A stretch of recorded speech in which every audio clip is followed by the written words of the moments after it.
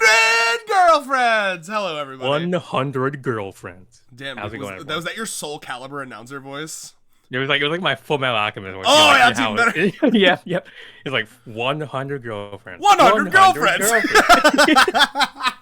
That'd actually be pretty fun to have with some eye catches for each of the characters.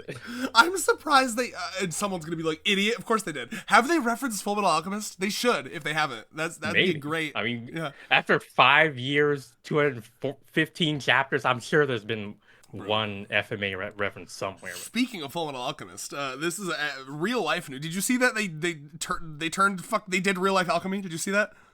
Wait, what? Oh, you didn't see it? I get to show you this. There's like the literal sense where you use like nuclear fusion to make new. Yeah. So the stuff, Large Hadron Collider motherfuckers, CERN. They turned. Oh God, what was it? I gotta find it. I'm gonna send it to you on Discord, and then I'm gonna go and show it. Here, hold on a sec. CERN alchemy. I'm finding this right now. It's too good. Yeah. Lead scientists transformed. I'm sorry. I read that as lead. I'm a fucking idiot. Lead transformed into gold. Yep. For the first time, apparently.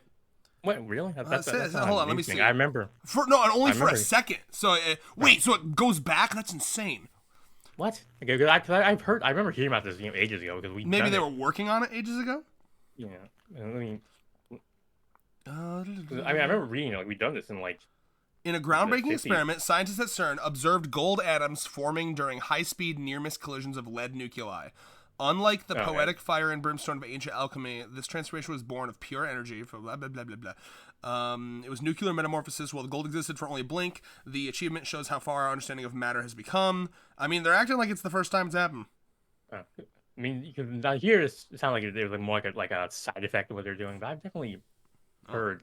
Anyway. Well, either way, alchemy's real now. All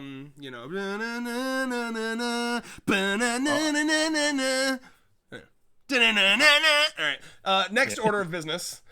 Very importantly, and I feel like as one of the three pillars. Well, I guess Rios, you and I are like one entity. When I say three pillars, it's Moonlight, it's Backtrack, and it's you and I like horrific. Speaking of Full Metal Alchemist, horrifically. Yeah. Big brother Edward. yeah. As one of the three pillars of the community, you're probably wondering, dear viewer, and if you're not autistically zoned in to the community, you're probably like, where do I read 100 girlfriends now that Manga Dex has nuked half of its entries? This shit. Dankamo. Here, let me actually. I think it's Dankamoe, right? I don't fucking know. Different languages couldn't be me. That's why I rely on Mr. Teasday. But here, I know you have the actual. I'm going to show the website on screen, but you know what? A nice, easy way. There's the website, by the way, y'all. This is straight from Teasday, by the way. This isn't. Teasday is going to be uploading here from now on, and I just want to put that out there for everyone as one of the three pillars. But if you want a much easier way to get to this website, you can just join our Discord. Oh yeah. We have a nice little channel that automatically updates whenever Teasday and his crew get the newest scan-laid chapter out. So Shout out to our mod Potato, who does all of that. Check it out, y'all. You come over here, you join our Discord. You come over here, and it's all going to be right here. Straight from, well, not straight from Tuesday, but in the main channel, it was straight from Tuesday. Straight to Tuesday. Yeah, exactly. There's me. Look at how much weight I've lost, everybody. Tuesday definitely. Yeah, look, here it is. Straight from Tuesday. Boom. So anyway, you want to know where to read it? Yeah. Maybe you should join our Discord server. Maybe you're like, fuck, I really find those guys really annoying, but that's the easiest way to know where the new chapters are going to be. I better get in there, Gonna have to swallow my distaste for whatever. Convenience is more important than my, my ethics, or whatever. What are you gonna do? Pause the video and type the link one character at a time, like some sort of early 2000s internet heathen? No. Yeah, what is this? Like you said, what is it? 2000s? We have technology now. We don't need to do that shit. Or you could take a picture of it with you. Like my phone, if you have a picture of a link, it'll let you click it. It's crazy. The places we've now. As for the backstory for this, apparently, it was basically like a collaborative effort between several Japanese companies that were basically I was gonna say, the way it sounded from me just hearing about it, it sounded like they've been for years they've been like Avengers style, we're building a team to take down Manga Dex. and we're gonna hit them all at once. Boom. from the article I found, which is a Game Rant article, it's basically like, the manga decks receive multiple DMCA like takedown notices from multiple companies. They had like one company that was doing like a sort of on behalf of several of them. So it looks like manga decks is probably in a rough place, but well, let me these sort of things happen. Like it's part of the cycle of like piracy. I've been through Manga Panda. I've been through Manga Reader. I've been through Manga Stream. I've been through Mimi's box. I've seen it all, motherfucker. Yep. So we're just this is the latest iteration of the cycle. I think it's also important to mention, as one of the 3 pillars of the community, we have a commitment to the community. We have responsibilities, and that responsibility is to remind you to support the official release, because we want a season 3. We want Nakamura and Nozawa to be filthy rich. I want them to be able to every morning dive into a pool of gold like Scrooge McDuck. Yes, they deserve that. I want to hear Rin speak. Yep. If nothing else, Multiviolento. I want you to find. I don't even know if they sell Blu-rays of this anime in America. Buy them from Japan. Import them in. Pay the tariff. Buy them before the tariffs go back into effect. And like, we need that season 3. But also, it's just to me, this is my morals personally. One of the reasons I don't feel bad about reading scans is because I buy all the volumes, like, as they come out. You know what I mean? And the only reason I read scans is because I want to be able to have a community like this. Like, let's be real. If we did what, I don't know, they wanted us to do, I guess, and like just read it volume by volume, like, oh, hey, Rios, 3 months just passed. We get to go read our volume now, and then we fucking do a video on that. Like, good luck forming a community and like a cool YouTube channel.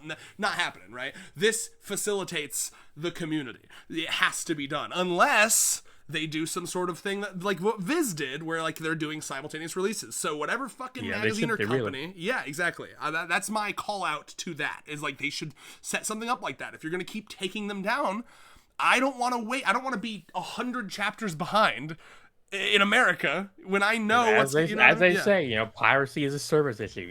In facts, make the service if you don't want it. Let's go. So, and of course, again, seriously, please. I know people are poor. I promise you can afford like 10 books of 100 Girlfriends. It's very important. Buy them like every couple months. How much does a volume of 100 Girlfriends even cost? I don't know, $10, $11, maybe 12. Yeah. My thing is, even if you don't do what I did in like high school and like go to a bookstore and buy like a stack of 20 all at once. Cause when I got my first job, I worked at Meijer, and despite the fact that I wanted part-time, they gave me 60 hours a week. So I was exhausted, sad, suicidal, but... Okay, well, I mean, I guess it is part-time, part of your life, basically, yeah. Yeah, dude, because I was doing 60 hours a week and going to college. So my life was sleep, work, God, and that's it. Sleep, work, and more work. Sleep, work, student work. Yeah, it was awful. That was 3 months of my life where I'm damn near suicidal. But you know what helped me get through that? Going to the comic book store. This is when I read Naruto. Times I look back on and shudder. As I would go to the fucking to the manga. I literally will never forget this. I grabbed volumes 1 through 20, like my hands straight out. I fucking gripped them like a vice grip, and I fucking went up to the desk, slammed them down. Like this stack is as tall as like, I don't know, my leg, right? And I have it on the fucking desk, or like the place to check out. And the guy, I shit you not, he's like, are you serious? And I'm like, yeah. And I gave him fucking, I don't know, it was like $200 something just in cash. I had it because this is back when they just gave me a check. I cashed it out. I was like, well, here's my paycheck. I have no responsibilities, no bills to pay. I'm still living with my parents. I'm buying half of Naruto right now. Good times. Damn. All right. Yeah, I thought I had a bad rap. Was working a few years ago. I was working the night shift at my job while also going to school, and that was rough. But doing 60 hours and then also doing school. Yeah. I was like, I'm not sure if I could live through that. And that's what made it worse, by the way. That was the night shift as well. Just on top of that, that was the night shift, because that was the only way So I would work the night shift. I would come home at like, I don't know, real early in the morning. I would sleep. I'd go to my afternoon classes, and I'd go to work. Okay, yeah, I had day class. Now, thank God it was in the aftermath of the pandemics, because I was able to do what was it called? Where you I guess Zoom. Like I was able to Zoom into the class. Because I had the class at 8 a.m. So I would get off at 1 a.m. and then by the time I got home and like showered and was ready to go to bed, it'd be like 2, and then I have to like wake up at like 7:45 or whatever to like. Normally I after a while I would just listen to the class in my bed. But then there were days like we had to physically go into class on like a Thursday, and oh my god, that was like those nights. It felt like I was sick. I was so tired. It was God, it was rough. I'll never forget. All right, we need to get into the chapter. Yeah, actually, normally, we're fine with some yapping, some tangents, but this is a little can't ridiculous. Yap this early. The yapping has to come later. All right, we're at least tangentially related to the content of the chapter. They don't care about our lives. Except for Richmond. Yeah. Richmond cares about my life. Thank you, Richmond. Yeah, Richmond is the 100-girlfriend expert. No. No. Potato is the 100-girlfriend expert. Squared. Richmond is the us expert. Yeah, that's what I meant to say. He's the chaos squared expert. Truly the parasocial king. So here we are. Let's start with Shizuka. Do you want to start? Here we learn that apparently Shizuka's cuteness levels are so high that they apparently create new dimensional spaces. Seen this. Or like domain expansions, I guess. Because what I'm saying is like it's like wormholes, right? Because he sees her mom in there. Yes. Yeah, unless they're in the backyard of their house, they're obviously not like physically in proximity to each other. So it's like a space where it takes you to like. When you leave the space, like where do you end up? Do you just go back to your original location? Like, because I'm sure it's probably like at home, right? Like, holy shit, you've just blown my mind. Remember I told you I read the first page and I got like 3 things on my notes already, right? That wasn't even one of them. Things. That wasn't even one of them, bro. 4 things, perfect. Yeah, I didn't even consider all the things I considered, and we'll go through them one by one. That I didn't even consider that somehow. You're totally right. Yeah. So before, guys, important lore update in 100 Girlfriends. All right, we have seen this before, but not to this extent. It's domain expansion, like adorable kitchen or something. Go back like to adorable shrine. She's like doing the finger cross thing, like adorable. Anyway, so point being, we've seen this before. Karaoke episode. You know, May gets hit with the wave. She goes to this zone. We just thought it was some sort of psychosis, illusion from the cuteness. No. She has been teleporting them to the cute world, without even realizing dimension. Yeah. Imagine the power she has. There's gonna come a moment. Remember too, like she doesn't know yet how powerful she is. The whole point of the karaoke episode. Terrifying. Exactly. The whole point of the karaoke episode was to protect her from that knowledge. She's gonna learn how powerful she is. There's gonna come a moment where she like saves the world. She's gonna have her world save moment, just like how she's gonna like step up to like I don't know. There's gonna be like. Some sort of villain's gonna come down and he's gonna be so cute that they're trapped in the key dimension for like the rest of the series. You know, I was gonna go. I want to go like super serious with it. Like it's like a fucking it's like in a terror. I was gonna say like a terrorist attack on Japan. Oh, like a real ass shit. Like oh my god, and the news is like this could start like World War III. It's gonna pull the UN into like a crisis. All this shit, right? And then like Shizuka's like just I don't know. She just happens to be crossing the street where like the main like fucking just like volley of fire is happening, and they're like wait, and they all stop, and they're like. Who is that? She's so fucking cute. And like both soldiers from both sides were like, "Aw," like, nugging her and shit. That's what I need. Yeah, it'd basically be like a more extreme version of what happened during the baseball episode with Iku. Yeah. Remind me. Yeah. Wait, yes. My God, she reminds me of my puppy. Yeah. Yes, I remember. Yeah, it'll be exactly like that. Oh, maybe reminds me of my alien puppy, or whatever. Like, whatever appropriate. Pet do they have? So I'm here. Here I am. Oh no, I didn't think aliens. I'm talking straight up terrorist attack. I'm talking straight up like a different country attacks. Well, I think with this series, it would have to be something suitably over the top. You know, a dimensional. That is over the top. They're gonna like nuke Japan. All right, fine. Okay, fine. Yeah. No, I know it's too serious. Fine. To me, to be fair, I mean, the juxtaposition would be funny. I mean, the Kusari has that fucking like corporate espionage spy shit going on. So I mean, it is within the ballpark of this series is like all over the place tone. Shizuka defeats Big Pharma for Kusari. Yeah. Oh my god. Mm-hmm. No. Okay. I mean, he'd save way more than just the Rentaro family if he did that. God, true. All right, so to my notes. First thing I have is Rentaro respects Whittle Hands. Really, really excited for it's a big day for people like me who are obsessed with hands and feet and all various types of phalanges. Yes. So again, we've talked about this. This is a thing, and you know, for one of my biggest weaknesses, I think, is that I'm constantly thinking things about myself and thinking like, oh, I'm so unique for this. This makes me like this is so like a me thing, and then apparently I'm starting to think maybe just everyone, because like I love how small girl hands are. I constantly think about that. And this is a running theme in this chapter. We have the Mimi moment where it's like, oh, boy hand, oh, girl hand. There is just something about like touching another person and being like this different. Was the hand chapter. Different. Yeah. The Kira Yoshikage chapter. Oh, yeah, I got an erection.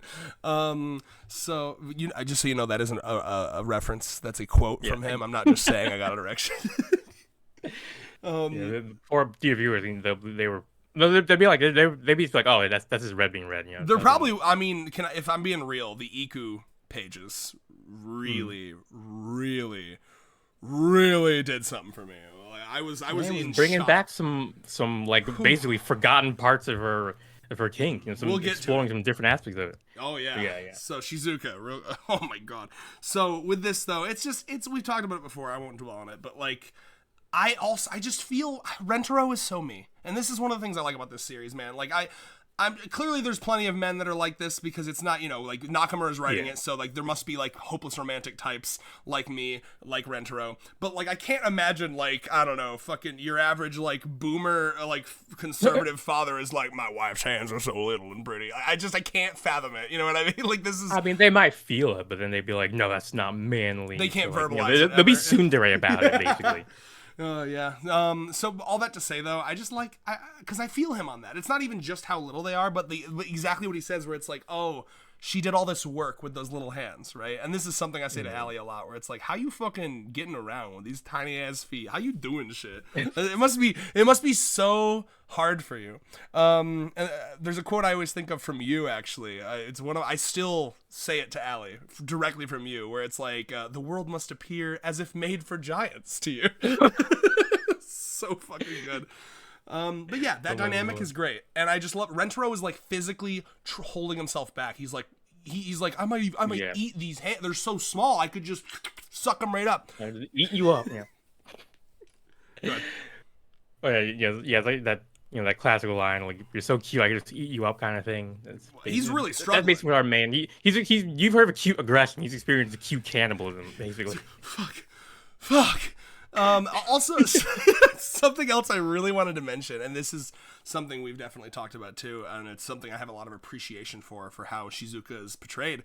But despite how like small she is, she never comes off as lolly. She never comes off as like childish. This page here where she's feeding him, whoa, be careful, don't eat those itsy bitsy hands up, don't do a man focus. That panel there, she looks very mature. Very like mature woman, like she looks old. Yeah, I'm definitely being reminded in the difference in similarities between this picnic daily life and then the one that happened, that infamous Kyo one, where it's the middle school wife. Like this is very different vibes, appreciated differences between that's daily life and this one. I mean, there was a moment where I was like, the initial kind of like first impression was like, oh, okay.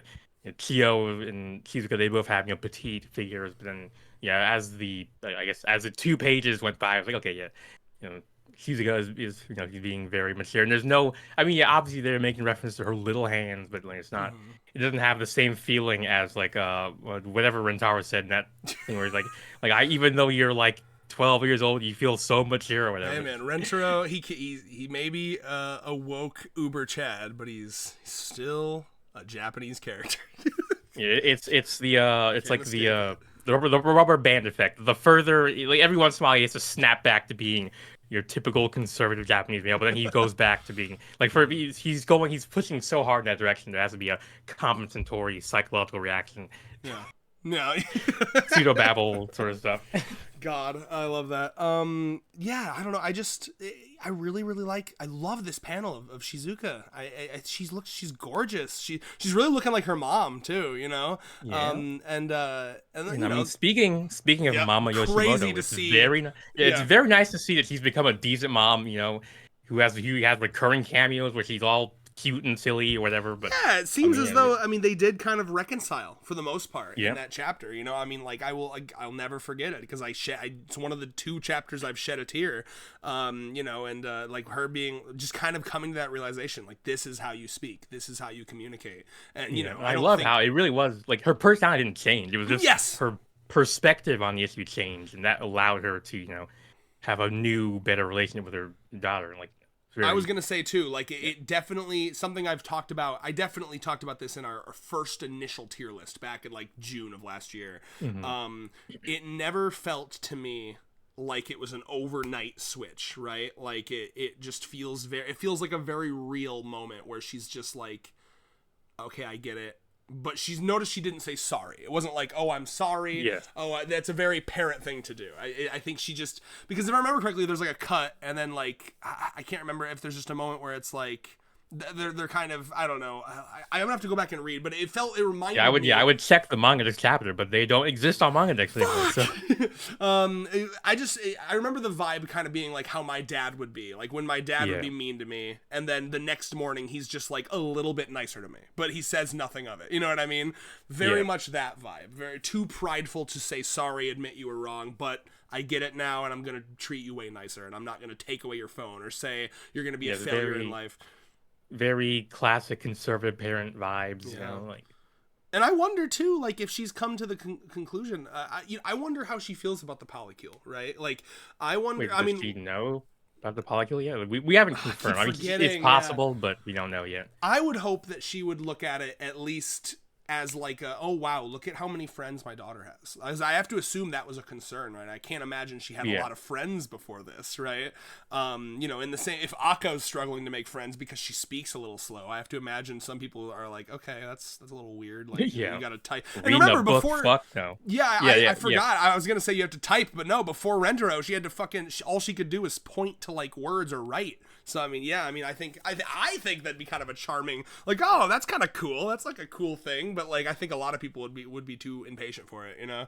I mean, I'd be like, please, let's just write. Like, that's a lot quicker than having to flip through the book, find the page, read. Okay, no, I want to write. Like, we can do diaries together or whatever. But So either way, all that halfway. But anyway. No, please go ahead. Oh yeah. Like, I'll meet you halfway if you meet me halfway, kind of thing.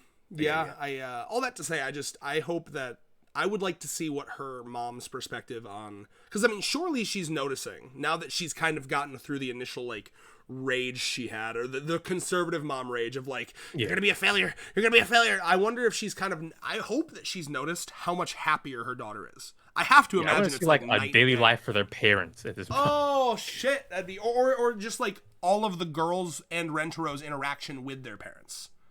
I would like that. But no, I wonder though, like I said, I wonder if she's noticing how much happier Shizuka is. Like, because that, to me, that's... Like, I don't think she's seen...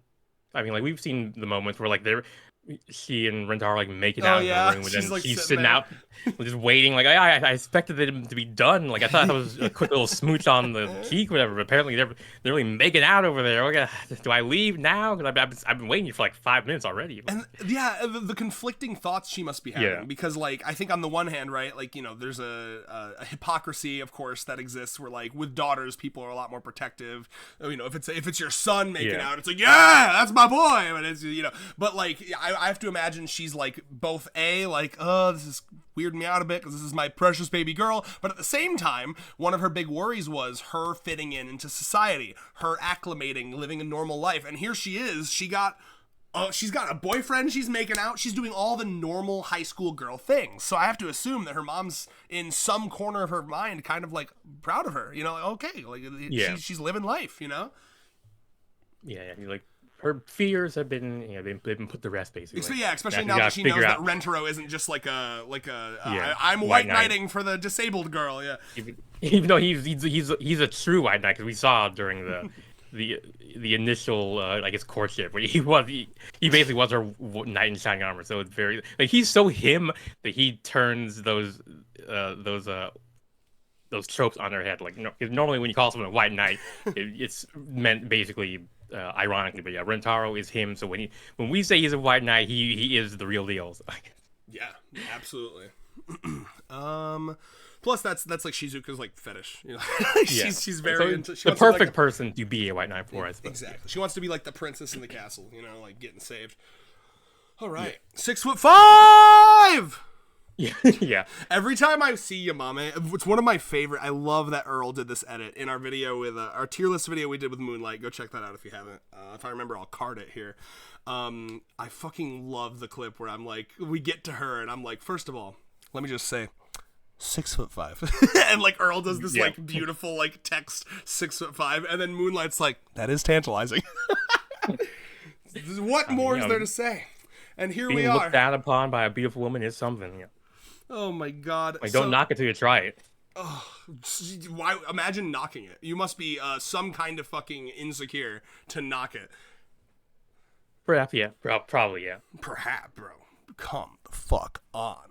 Just like what Rentaro said, more to love, more to. I mean, sure. I like his line of like, I get to. Where is it? I get to feel. Where is it? Yeah, I can feel it with all of my being, right? Like so much to cuddle. So I like you. I don't know. It brings to me the interesting. It's the same thing that we just talked about with Shizuka's small hands, right? I love thinking about, and it's such a meta topic. I don't even know how to discuss it, but I love thinking about like the differences between like the soul and the body, and like this is a person, but really what I'm connecting with is the brain. The brain waves, the neurons, the brain chemistry. Yeah, that's definitely, as a writer, that's definitely something I've been, like seeing the consciousness of the character beyond their like physical, external appearance. That really helps you write the character when you can, when you stop seeing them as they're like a man or a woman or like whatever, you see them as like their raw, a psychic ego or whatever. I don't know. Well, it's interesting to like think about that when you're in love with someone or when you're even just friends. Oh, right? definitely, yeah. When you play the real people, it's even more like crazy. Yeah. Rios was like, real people? I thought we were talking about fiction. Because again, like it just blows my mind sometimes to think about like everyone just has a casing. We can't choose our casing, right? That's just our casing. And Yamame, and I have this in my notes. She desperately wants to be more womanly, more girly. Yeah. I have a feeling that if she could choose, she would want to be a bit more on the Karne end of things, more petite. Or the Shizuka, which makes her a really really interesting juxtaposition between where we just talked about her small hands, how dainty she is, but then as if Nakazawa was like, we don't want any of the big girls to feel like being excluded, left out. So we're gonna have a big girl Yamame come right after that. And we're gonna praise her for being all the things that Shizuka isn't. So, I mean, I can see that being a purposeful... right, we got to make sure that they know that Rentaro loves the itty-bitty hands, but also the big. So, like, this is reminding me, and I don't, obviously I don't want to devalue the word body dysmorphia, because everyone uses it. It's kind of a hot-button word, or the word of the day. People use it that are probably just don't like how they look, But all that to say, obviously I've had a lot of... I don't like how big I am. I never have. A moment that I always think of is so when I worked at Big Boy, it's a restaurant. If anyone doesn't know, it's a classic American restaurant. You can get biscuits smothered in gravy there. It's one of those types of restaurants. You got a Big Boys where you are, Rouse? Probably, but I wouldn't know because I don't. They're the ones with the statues out front. It's like a fat guy holding a burger. You ever see those? Oh, okay. I don't think so. Look up Google Big Boy statue. Yeah. I want you to see it. I'll show the people at home as well. Big Boy statue. All right, let's see. Loading. Okay. I mean, I don't think I've seen this before, but maybe because I'm the kind of person I basically don't pay attention to anything but like the bare. Like if I'm driving, I'm looking at my. If I'm not driving, I'm looking at my phone. If I'm driving, I'm paying attention to the road. If I'm driving, I'm looking at my phone. If I'm not driving, I'm looking at my phone. If I'm talking to you, I'm probably looking at my phone. When I'm having sex, I'm looking at my phone. Oh my lord! There's a lot of good things on there, Oh, dude, are we hanging out after this call? I want to show Bo Burnham to you so bad, bro. It's time. We gotta hang out. Oh, yeah, I got time, yeah. Yeah! All right, bro, I'm so fucking ready. Okay. But Bo Burnham is such a hater of phones. he's phone bad. Okay. Anyway. It's funny because like yesterday I was watching like a fancy content where she was like, I like being on the phone while doing sex. I don't like. It's not because I'm bored. It's just there's lots of fun stuff on the phone. Oh my god. Well, hey man, there's a tag that I quite like. It's a casual sex, where it's like I'm a big fan. Yeah, of, that's like, basically what you were talking about. Big fan of like you're horny, you gotta get a nut out. Yeah, that's fine. Spreads pussy. Like I'm just gonna keep playing Animal Crossing. Get your nut out. That's raise his dick. Yeah. Well, like let me just scroll Twitter while use it as a dildo as bait. That's fine. Bro, it's so peak. That's the dynamic. Anyway, back to this. So, Anyway, my body dysmorphia story again. Drastically overusing body dysmorphia, but anyway. So I worked there at Big Boy. This is when I was like fattest I have ever been. I think the fattest I ever got, I was approaching 340 pounds at one point. Like 335, 340. We're talking, I was eating a double order of mozzarella sticks every day. I just didn't care about my life. All I would do was eat. I would eat and I'd go home and I'd sleep on the couch, play video games. It was bad. So anyway, I was this big, fat, 6'3", bordering on 6'4" guy. And I also was not, emotionally regulated yet, let's say, right? So like when things would happen that were stressful at that job, I would kind of be back there and like have a little breakdowns, you know. I would cry, I would sit on the floor, and you know, like it was like one of my first jobs, and I just hated it. I hated being there, and I would get stressed. And internally, I thought of myself as like a kid still. At this point, I was probably like 18, 19, 20. But I thought of myself as like a high schooler still. Like in my head, I was a high schooler. Yeah. I was just a kid having a tantrum. But I remember when I left that job, I had a moment to kind of like go around and talk to all the waitresses. And we had like heart to hearts. And some of them told me that they were scared of me because they literally, it was because I was so big. I was this huge guy, and I would have these like, kind of mental breakdowns. I would have these like I don't know there's a better word for it, like when you just kind of, I don't know, panic attacks, something. Shutdowns. And you know, I am like, I would never hurt a fly. I've literally never gotten into a fight in my life, right? But that moment really fucked me up, where I was like, oh, they see me as like a physical threat, even though I've never been that type of guy, just because I'm like huge, right? Yeah. And I don't blame them. I get it. You know what I mean? So like all this to say, I see this, and I really like this element of Yamame, because think back to her the bullying that happened to her, all the boys calling her a monster, and she's the same way, right? Like internally, I imagine she views herself as like this she's just like a dainty girl who likes to garden. That's all she wants to be, you know? And we see her try to implement that with the stilts, because she doesn't like, I would even imagine she probably gets a little annoyed at like how deep the footprints are made into the soil, because she's heavy, right? Like she's looking at just how much weight goes down when she steps, and it probably makes her uncomfortable how loud her footprints are. This could go real deep depending on how hard she thinks about it, right? So I like that element of it. I'm a big fan of body dysmorphia being portrayed in fiction.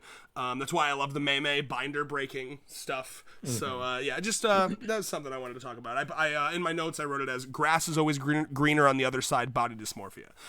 Because for me, definitely. I always have wished I was a little smaller, but I imagine if I was super small, I would wish I was bigger, right? So yeah, I mean basically, I'm over here being like, I'm so skinny. Like I actually did have a bit of a minor dysmorphia myself, where like my arms, especially the upper part of my arm, is like, you know, it's very skinny, and like it makes it like, I remember feeling like, you know, it looks like I'm a gorilla, because like my upper arm is like so much skinnier than like my forearms, and for a long time it was, you know, there's a minor thing. I wasn't like are we talking like Popeye the Sailor Man looking? Yeah, a little bit like that. Yeah. Interesting. I mean, not that. Like, I mean, like, obviously my forearms aren't giant. It's just like my upper arms are so skinny that you're eating too many cans of spinach comically, right?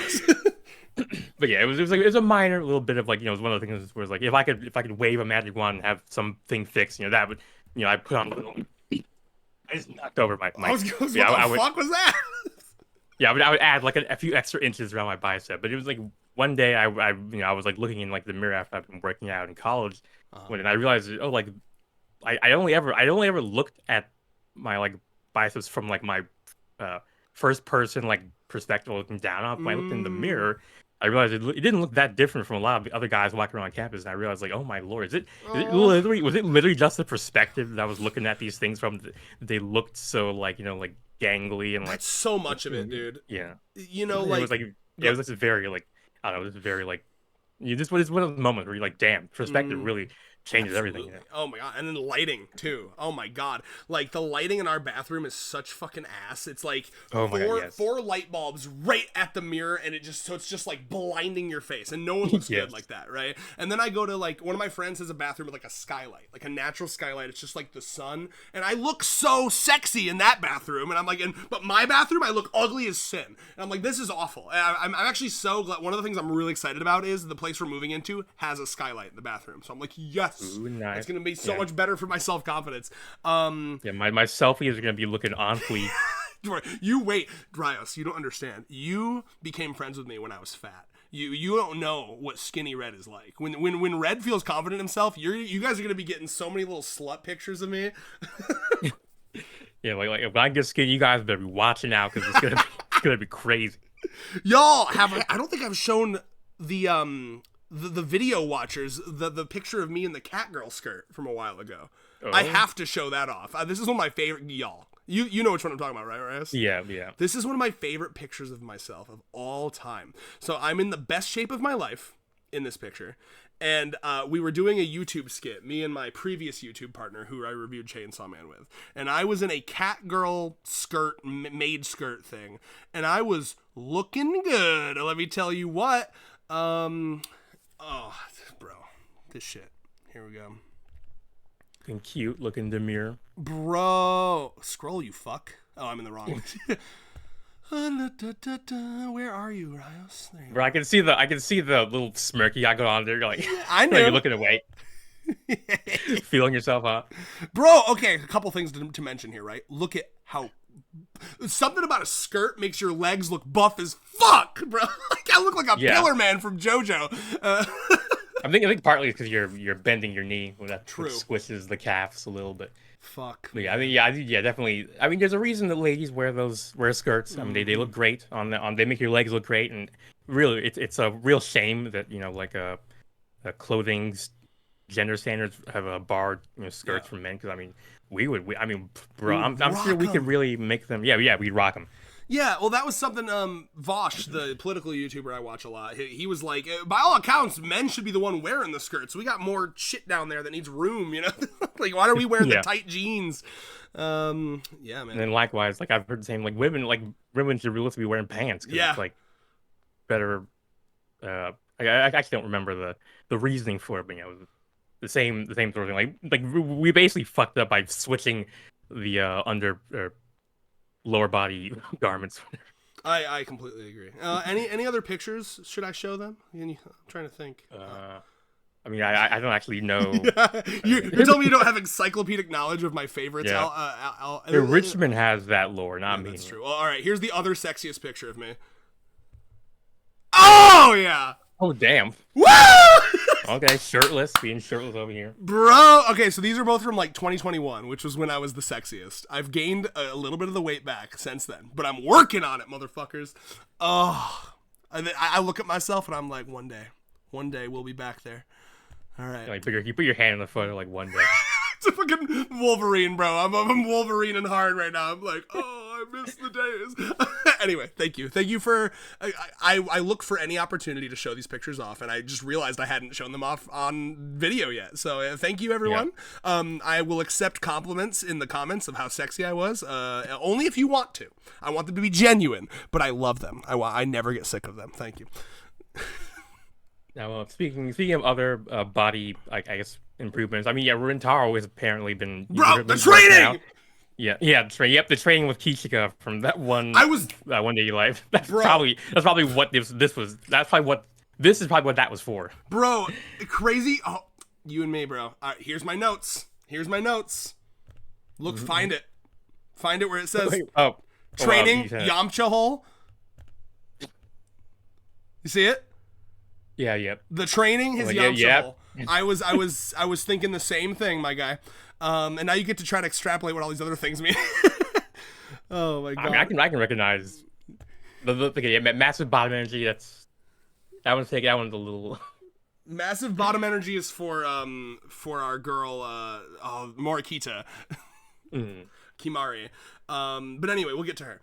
So yes, I do assume that was probably the training, because which means I'm going to extrapolate that one of the things that he was mad at himself for was like, I don't know if I can bridal carry Yamame. I'm going to kill myself if I can't do that. Yeah, like, now I can easily lift 300 pounds. And he's got to be prepared for like, what if he gets a chubby girl, Yeah. He wants to be able to be like, yeah, you're you're light and dainty to me because I'm so powerful. It's like nothing for me. Like, exactly. Like, don't you worry. Don't worry about a thing. I also feel the need to bring up this bridge. Yeah. This fucking classic Hunter name. Bro. Well, aren't there? I can't remember, but isn't there memes like this Where I definitely. feel like I've seen fan art where it's like two characters in a room and the door says the room that only lets you out if you do full breeding. Like you have sex or whatever. Yeah, no, it was like a breeding missionary sex or something. Mating breasts or whatever. That's what I was looking for. Yes. But this is a bit different. This is because those are like you can't leave unless you do that. This is more like if you do this, then you get. It's like those classic like lovers kind of. Oh right, like the Clover legend. Yeah. What pisses me off though is I wanted to see the implication is when they get to the end of this bridge, they're gonna get even more lovey-dovey. I wanted to see the end. I wanted to see them get to the end of the. I guess we kind of do, but more. They should be fucking on the road. Yeah, mommy, take a page from Hakari in this chapter. Do some accidental falling. Bro, oh my god. Okay, do we want to keep going in order? I mean, it's working for us so far. Yeah, I think we can do that. Right. That basically is whetting the appetite of the audience. Nice. I like it. Yeah, we're tickling the taint right now. We're bluing up the balls. You got to do that. As a side note, if any of you jorkers out there haven't tried jorking for like an hour straight without coming, and then coming after you've been jorking for an hour, try it. Okay, I know everyone's I pretty much never even do it. Like, what the fuck is the point of doing it quickly? Let's go! Rios is the goat. It's way better. I mean, as an adult artist, I gotta kind of be a professional gooner, but yeah, exactly. You gotta appreciate the not only like your art, but like other people's art too. You haven't lived until you've blasted a nut with such force that it like goes past your head. I've done that twice in my life. I don't think I've done that yet, but I think it's more just because I try to aim for in a way that keeps the mess down. I usually do. I've gotten some on my chest is the most. We gotta have the real talk. Here comes the real talk. So I guess you've already answered it. I'm assuming you have not come in your own eye. Thank God I have not. No. I have once. It really stings more than you'd expect. Is it worse than like getting like soap in your eyes? Not worse, but it's like a subtle stinging. Like at first I was like, ugh. Yeah. And then but then it persists. It's like, ugh. Oh. Yeah, no. I used to be gooning. I used to have nothing. I'm not even shitting you. I used to like 3 hours without on and off. Not often. I don't think I've ever done that. Okay. Well, so this is back when I would I lived with my parents and all I had was a part-time job. So I would just come home and just goon for like half a day. Anyway, off. I mean, that's it. I have had like 3 to 4 times a day where like normally that only happens when I have literally nothing going on that day. I'm just like, you know what, let's just. Yeah, today is a goon day. Well, I'm also a read porn for the plot kind of guy. So like I would find some of my favorite hentais are like those like 300 page ones. Yeah. You know the ones. Yeah. I literally have like a search on hentai which is just like story arc. Like, tag, you're my man. Yeah. Yes. So like I would read those, and of course so what I would do is I would do hard jorking it during the sex scenes, and then like just as I was about to come, it almost always worked this way. It would go back to like some story. Like I was like, okay, and then I would just kind of like softly jork during the story. It lent itself very well to multi-hour goon sessions. All right, sorry about that. I apologize if unfortunately, Morikita and Rentaro were not doing a multi-hour goon session. Well, I guess technically Morikita was in her head. But, Rentaro was he's being a good boy. He was. You know what's interesting about this page or this section though, and I'm always looking. I've always got my fucking scouter set for moments where Rentaro shows desire or lust in any way, right? Mm-hmm. Like I needed it, bro. So there's a moment here, and because again, I'm just always looking for moments where it shows that Rentaro isn't just like. There's a line here, right? Like if he's too innocent, he would essentially be implying that he would just be fine with being friends with all these girls, right? But no, he's dating them. So there's got to be something, right? Being friend zoned by your boyfriend is not a good look. Yeah. So like I love the fact that Rentaro has that 1% lust, like we've talked about. Yeah. So there's this moment here where Rentaro's like, and I like it's not just for her, and to me it's not portrayed in a way where he's trying to do it for her. Like, oh, I want her to have a good time. I want her to kiss me because she will like it. It's pretty clear that he is desiring a kiss or hand holding or flirting, and I like that. Yeah, I like that a lot. So like there's a and it's because it's rare we get moments where Rentaro is expressing some level of dissatisfaction on how a date went. You know what I mean? So I, and I didn't realize, I guess this dynamic of her being like, no, this is wrong. We're really going to keep doing this for a while. And I'm okay with it, right? But it's just I'm surprised a that real textbook example of reaction formation. The unacceptable urges get, she basically turned reaction formation into a kink of hers, but which is wild, but it's very just text. That's classic for one of girlfriends, True. taking classic psychological defense mechanisms and making them into sexual turn-ons. But love that. Also, I know it's not true because it's Rentaro, but it can't be overstated. Stated in some way. It needs to be stated that it does kind of look like he's looking right at her ass in this. Yeah, I was like, holy moly! Like, Nozawa, calm down, just calm down. I think Rentaro. Listen, I need to headcanon. He's got that 1% lust. Okay, I think he opened his eyes, and because the next panel is him like side eyeing and blushing. So like I know it's not, but I want to believe that he opened his eyes, saw her ass like right in his face, and was like, oh, okay. I've had moments like that. The lesbian friend that I've mentioned in the past, there was a moment where I was hanging out with her. This is when I was still desperately in love with her, did not know she was a lesbian, and a very horny high schooler.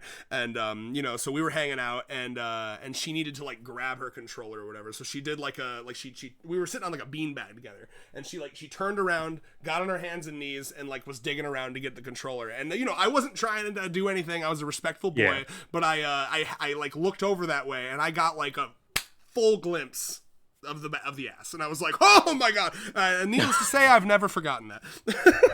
Flashbulb memory, I think. Seared into my mind. So let's see here.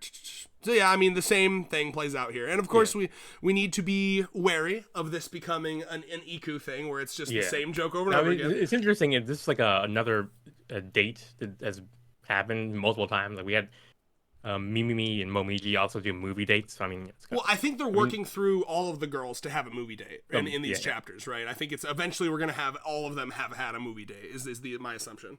Yeah, I can see that. Yeah, it was kind of interesting because like this chapter had a lot of repeat dates with different girlfriends. Like there's even one with Kusri where they're like on like a hilltop, and it's like we had similar thing with Uto. We had this, interesting. I mean, it makes sense. It's a very easy formula for him, right? I mean, he's coming up with weekly chapters, so I think this is a good buffer for him. He's probably got a list of like different date types and all the girls that he's done them with, and he's like, and he can just work his way through that. Yeah. Muted to clear my throat. So what was I gonna say? Yeah, and it's very funny that she wasn't paying attention to the movie at all.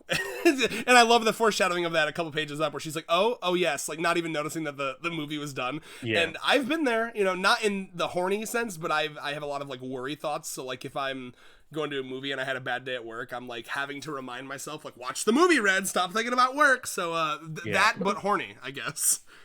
Yeah, he was knee deep in some sort of sexual debauched fantasy, and then the credits ended. He's like, "Oh shit, yeah, I was about to goon on my knees over here." Oh my god! And there's also another on top of that, another layer to this, which we can't ignore, that she's got to be imagining, and this is only increasing her horniness for it, of course, but she's got to be thinking about the fact that this is incredible, this is real sus what she's doing, right? She's gone to the bedroom of a student, and they're I can only imagine when Rentaro suggests, he's like, go to another student's, to go to one of my students' houses on a date. We mustn't. Well, Rentaro's is that a yes? What movie is it? At least tell me what movie it is. That's cute. Mimimi. This is a good. I really actually. Oh wait, hold on. I'm forgetting my notes. Give me a second. Massive bottom energy. We have to. We have to. Literal, I see right there. Yeah. Actually, well, yes, massive bottom with a massive bottom. We love that, right? But yeah, no, I'm getting real vibes that, like, I mean, anything that happens with them ever is going to be Rentaro taking charge. I'm sure there will be a character development where she finally is like, fuck it, take me to jail, motherfuckers. I'm making out with this student. That'll be her with like the Kimari X Natty or Kimari X Momoha chapter. Bro, the other teachers need to convince her to like let loose. They're like, it's okay. Rentaro's got the. I don't know how he does it, but like no authorities have found out yet. Yeah. Oh my god, I feel like we're invincible. But yeah, just massive bottom all around. You know, physically, literally, metaphorically, ironically, poetically, causality. All right. Yeah. You know that all the LYs. Have you seen the second Puss in Boots movie? No. I mean, I've seen some video essays about it. Bro, but, it's good. You know Death, right, from that movie? Yeah. There's a fucking scene I love where he's like, and I love that the movie does this because, you know, sometimes it's nice when pieces of fiction leave things up for interpretation, but it's also equally nice when certain pieces of fiction will just be like, no, actually, this is what this is. You know what I mean? And so there's a scene where he literally comes out and he says, no, I'm Death, because he said this he's made implications to it multiple times, like I'm like your death, and then he finally is just like, I'm Death, and I don't mean that metaphorically or poetically or I don't know. He says a couple more. He's like, no, I'm literally Death, and I love that, because if he hadn't said that, there'd be video essays to this day like, was he really Death or was he just a guy?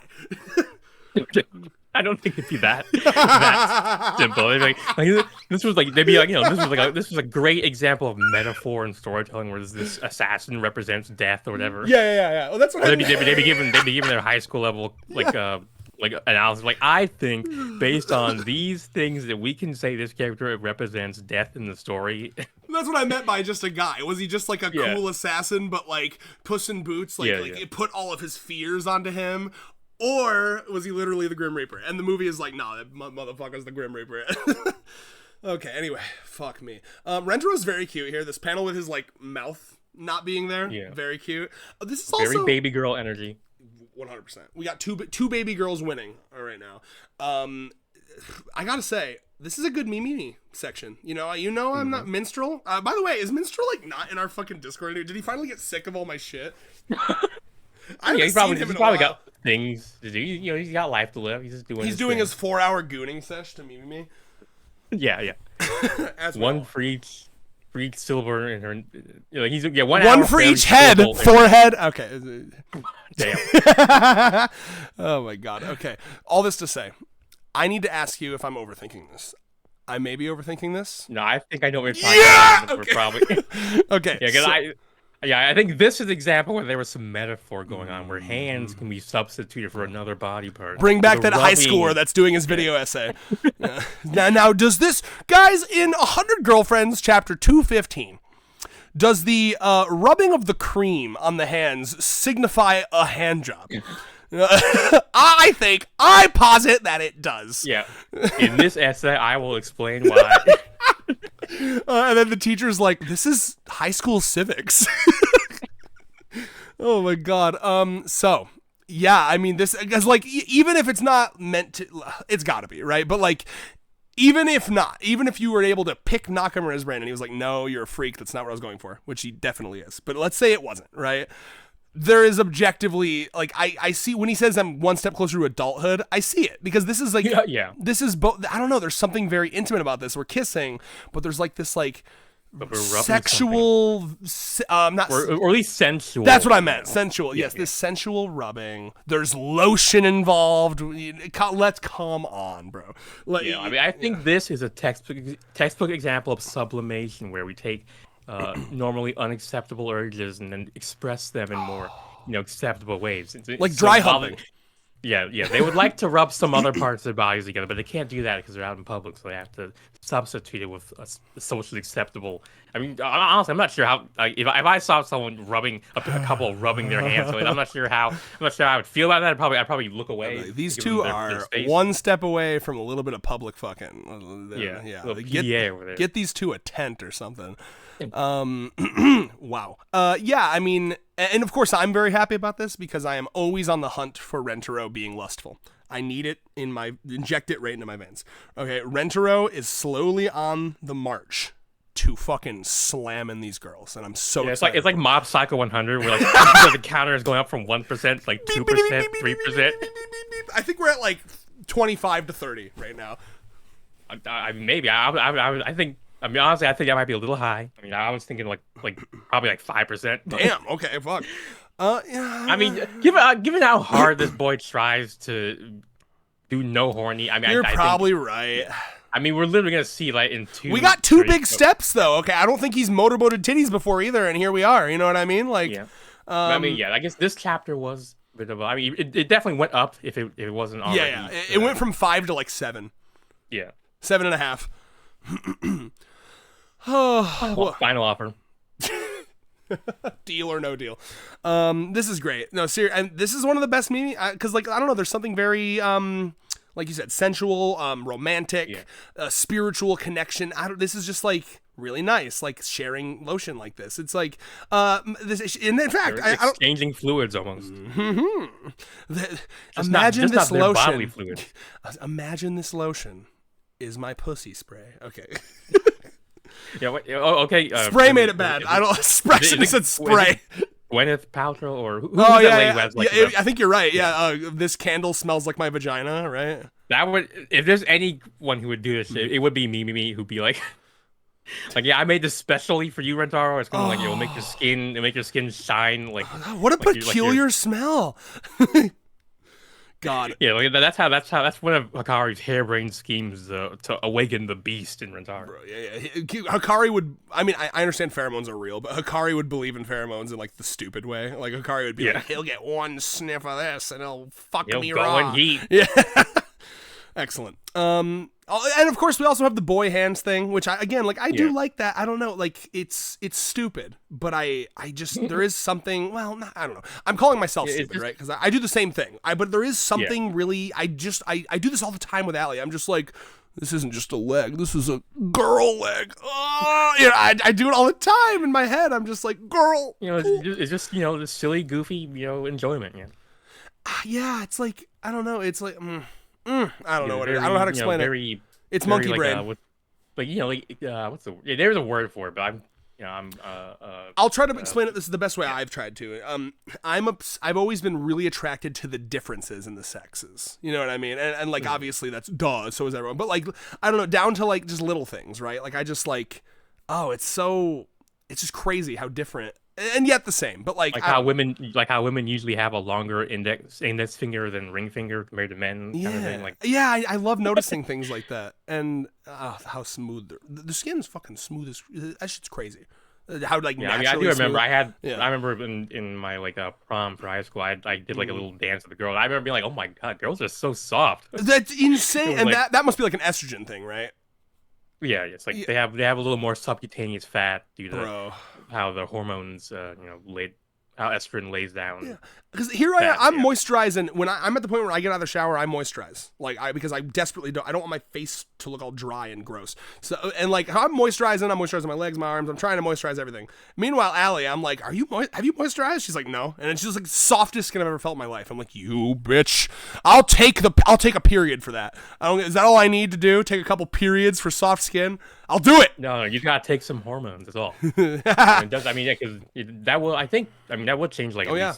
Because part of the reason why women have like softer skin is because of the way that the collagen is all laid out is different from how it is for men, and I think hormones can. I'll hit Vex up and ask. Yeah. Oh man. Definitely, obviously, the younger you are, the more prominent the effect is. Once you've gone through puberty, it's a little things change a bit. It's natty time. So this is really sweet. Natty. Is he? So he's like he's helping her learn English, right? Is that what he's tutoring her? Yeah, that surprised me because when I saw it was a tutoring, I was like, oh, so she's like going to be teaching him like stuff for the class. But no, this is really sweet. Again, this is the same dynamic that I like with like Uto. I love seeing these girls make progress towards the version of themselves they want to be, right? So like this would be equally sweet if it was like Rentaro, like I don't know, he brought up like some YouTube tutorials on like I almost said yo-yo tricks. So I was thinking of me. YouTube tutorials on Ocarina. Tricks. Yeah. And he's like walking her through like, okay, it looks like they say I don't know, you're gonna put your fingers in this motion and blow, you know, a little less hard than last time. And then over the course of the scene, we see her notes getting, you know, less shaky. Yes, and I'll bring out the ruler, like the virtual ruler. I'll get like a little plug-in on Chrome and fucking like stretch the ruler out and be like, they're less shaky. They're less shaky, Rios. Yeah, honestly, I'd like to see that for Natty, like, but yeah, like howdy hey, howdy ho, and howdy hi. Yeah, unfortunately, we did not see that this chapter. We're getting there. Later down the line. Well, I appreciate. I mean, I appreciate the complete and utterly unearned confidence that she had. You know, really an American. Just like an American. Yep. You know, I'm already there. Please continue. Did you have more to say? Oh no. Oh, okay. First of all, we need to appreciate this fucking panel of her on the left. Very just proud of herself. Like you said, I don't know if that goes with the unearned confidence you're talking about, but like also shout outs to Moonlight. You know, did you watch his recent video? Oh, not yet. No. Oh, so you'll be happy to know that this is 3 for 3 times in a row that we have been prominently mentioned. But also he, in his most recent one, he did like this big fucking like Spurg meltdown about like the calendar in the background of the candy shop and you know, and so he did all that, and then here they are just confirming it's still spring.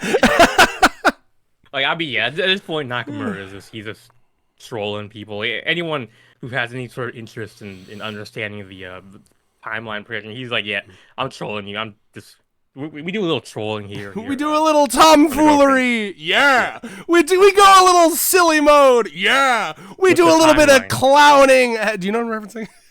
Actually, well, I mean, I've heard that we do a little trolling or we do a little clowning thing.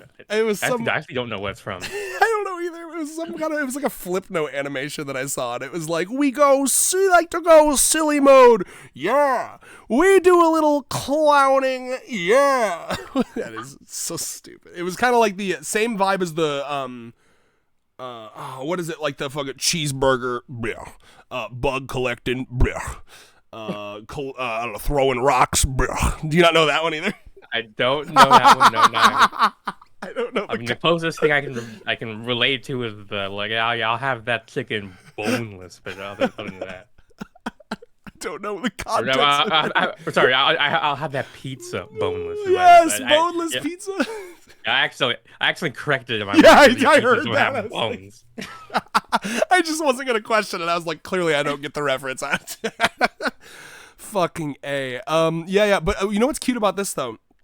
Natty, to me, Natty would ask for a boneless pizza. That's how they eat them in America. Boneless pizzas aside, to me, it feels as though she's developed a bit of a fetish, and it's the teacher-student, scandalous, right? But obviously she's treating it in a very different way from Morikita, where she's just like, let's fucking do it! Because indulging in it openly and shamelessly. Yeah, well, to me, it's very interesting that she's essentially trying to reverse engineer their first meeting, but from a reverse standpoint. She's like, oh, what if you're the teacher and I'm the helpless little student? You need to lean forward on all fours and have your ass pointed towards the camera. Like, you're gonna just like Red's lesbian friend that one time. Yeah. No, but fucking yeah. Here's a pair of assless chaps for you, Rentaro. But no, I love the idea, and like, again, this is what I do. Okay, I know Nakamura always means kissing, but there's no doubt in my mind that the reward she wanted was something a little more on the first base to second base range. You know what I'm saying? Yeah, I remember that hug chapter with her. She was like, I mean, she's very physically affectionate. Yeah. So I mean, dude, I mean, like, there's no doubt a little fucking a little like, I don't know, a little rubbing of the clit. She basically got what she basically got what she probably wanted. You know, we see at the end of the chapter. No, I wanted her to get a little finger in. That's what I wanted her to get, and I think that's what probably not. That's what she wanted. I mean, maybe. I think that's what she wanted, but she knows as well as all the other girls that Rentaro's not ready for that yet. But I think they're going to keep asking, like, hey, whenever you're ready. They're basically doing what he does. What a great transition here to May, where it's like, Rentaro, I just want to remind you, anytime you want to jump us and have sex, we're all free. 100% of the time. Yeah, when I have this one of those reversible octopus plushies, and when it's on happy, I'm free use. The hole's lubed up, ready to go. When it's on angry, I got a headache. Please ask first, and then I'll lube it up for you. Yeah, Hikari's like Rentaro's like he's like where'd the opposite one go? He's like, I got rid of it. I'm always ready. God, oh my God, Hikari's part of this chapter is so good, but we got to get through May first. All right, let me check and see if I've missed anything in my notes from Natty's section here. Oh, man. Oh, that is the picture of my notes and not the actual notes. You can't scroll through that. Oh, the part of my notes where I said like playing tug of war with a big dog, I was mentioning, so like when he says I can feel all of you, or I can feel all of your love, or like a bigger amount of your love, or whatever the fuck he said. What I thought of was so throughout my life I've had big dogs, I've had small dogs. When you and I remember playing like with the rope with the dogs, and what always made me nervous, it always made me scared to play tug of war with a small dog because you have to kind of like hold back. You got to go like you know, and like barely pull it because you don't want to fucking rip the dog across the room, you know. But like when you play with a big dog, you don't got to worry about like, oops, I could actually snap this thing's neck. You know, you can just fucking go ham. And I like to imagine that is part of what Rentaro is talking about. Like we can really fucking snuggle. We can go to town. And when they get to fucking, yeah, when they get to fucking, this is like a I don't have to hold back situation. Like I've mentioned God's Shadow, that guy who draws or writes the One Piece fanfic I like. You know, there are certain, you know, he's got more on the like human strength end of girls that he be fucking, and he's got like more like crazy, like his level of strength girls he be fucking. And whenever he's fucking those types of girls, the writer takes note of the fact that like, oh, he feels like he can really use full strength now without like killing them. Right? Gear 5. Yeah. Oh, Gear 5 is crazy, bro. Like imagine Bugs Bunny. Looney Tunes yeah. Bugs Bunny fucking balls deep in you. Oh my God. What's up, Doc?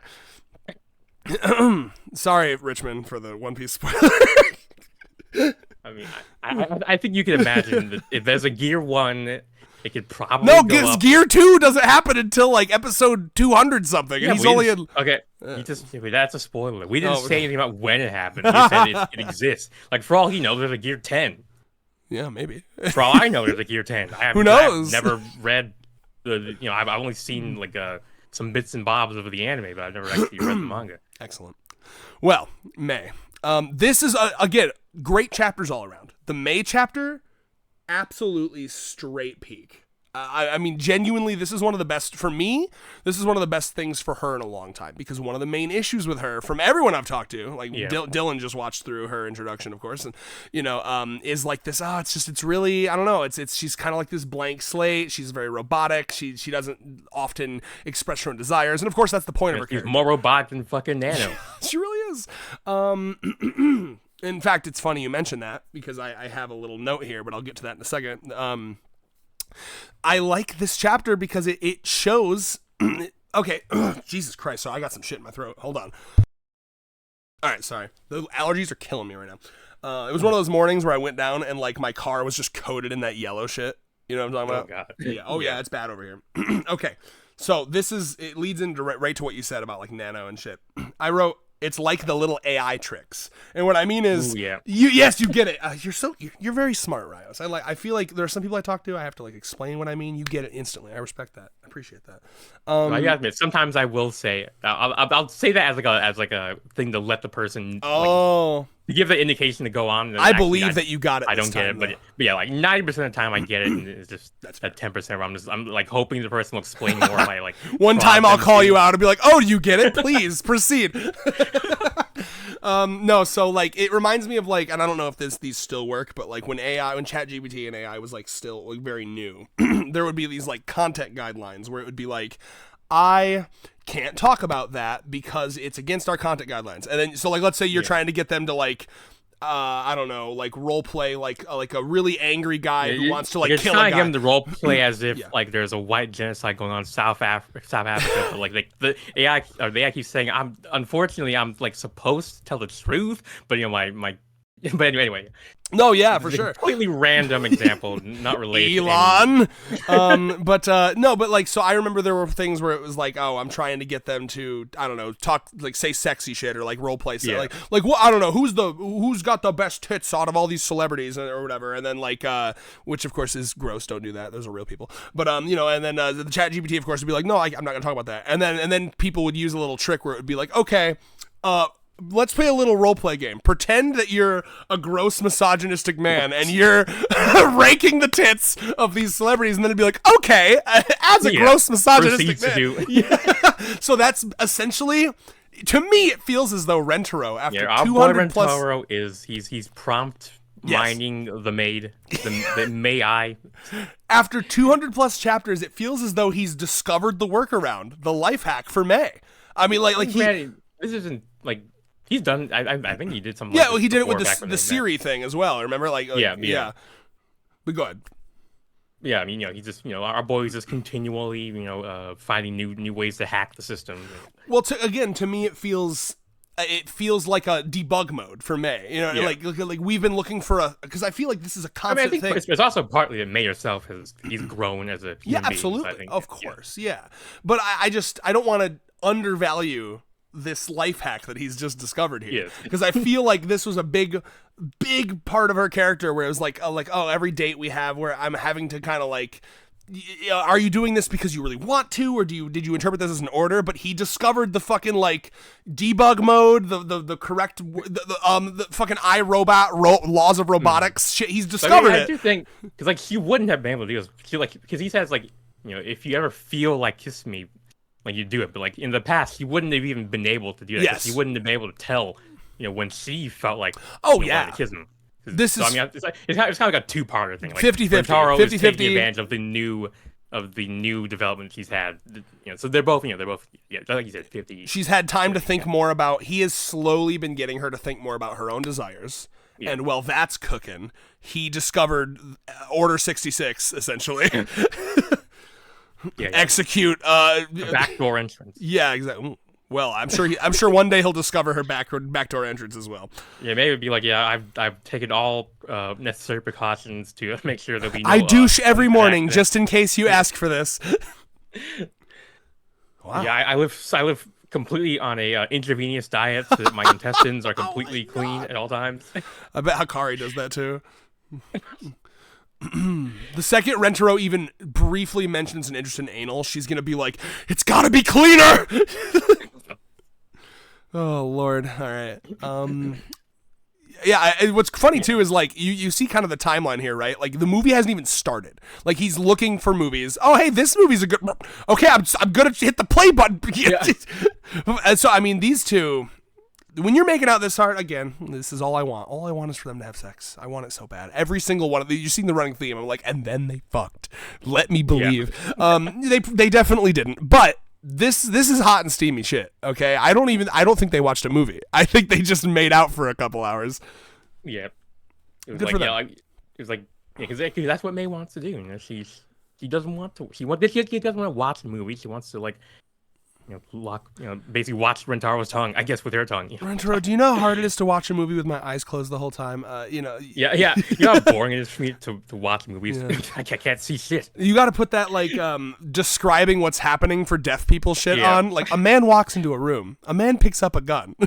A man shoots the gun. Yeah, voiced captions. Wow. Wow. The, fucking Kusari one was a twist around. I want you to know. Yeah, I was sitting here like, okay, that's a little concerning there, Dan, but I see what you're putting down, Kusari, so I'll let it pass. Oh my god. Well, for me, the order of operations here was, oh shit, are we about to see 18-year-old Kusari? Yeah, I got up on my fucking feet, bro. I was like, here we go. I was like, okay, Nakamura deemed it necessary to give us a single crumb of 18-year-old Kusari. I'm gonna appreciate it because we're not gonna get it for like another year. But then turned out he pulled a fast one on us. Has it still been since the fucking you need to experience a girl in her ponytails with pajamas chapter? Has it been since then? Probably. Oh, it's been a year, bro. It's been over a year, bro. Yeah, Nakamura is really he's really keeping that one in the vault. Yeah, dude. When the editor comes in, it's like our ratings have dipped. It's like here, all right, 10 straight chapters of an 18-year-old. The window, pull down the lever. Pull the lever, Nozawa. Wrong lever. Yeah, and then oops, it's the 3-year-old one. Wrong lever. Yeah. That's how we got this little scene. They were actually supposed to be. Nozawa saw the script and she was like, "Finally, I get to draw 18-year-old." Oh fuck. No, but it's funny too. Is at first I was so confused. I was like, "Why did Rentaro drink it?" But then I realized, oh, okay. He saw her. She had the desire to be like the grown-up one, so he's like, "I'll do that for you." And I'm gonna have to show this to Allie because she's a big fan of Baby Rentaro. So it's very cute. Little weird but cute. I will say, the bottom panel of that, so aw shucks, then let me teach you about a grown-up's charm. Yeah. Go to the right. That fucking panel is very get in the jar energy. Okay, and you can't convince me otherwise. Perhaps a little sus. Yeah. They turned it around one pound later. Saying, I wonder if she is experiencing at this moment like, oh, is this how people look at me when I'm 8 years old all the time? Probably. I mean, something. He's very talkative for a 2-year-old. I mean, I guess his mind. Yeah, I have a feeling it's similar to her, right? Where she's got the knowledge that she had when she was 18, but her brain chemistry has simplified, right? So that's kind of how I look at it. By the way, another thing, and this is in my notes, of course. I think that it's very interesting that when she is an 8-year-old, she has concepts and knowledge of like sexy time shit and romance, right? So she I like the fact that she knows. She's like, okay, I'm smart enough to know what's going on here. I'm sitting on his lap. We're having a nice moment. She's been in Hikari's body once or twice. So I think after you're gonna get your sexual awakening one way. She's remembering how sensitive the tippies were. Yeah. So I just, I love that though, that like, cause I've read the 100 Girlfriends novel. Okay. Most of their dates are stupid shit. Like, let's play tag. Let's make drugs together. Right. So I imagine it's pretty rare that him and Kusari have like just a nice like stargazing in the park moment. And so I just like that. It's like you had mentioned previously something about her character is that she occasionally shows good situational awareness. Right? Yeah. Like the moment where she's like, uh-oh, mega awkward vibes. And then she throws the shit, right? This is a cool moment for me where she's like, oh, you know what would help this situation a lot? Boobs and ass.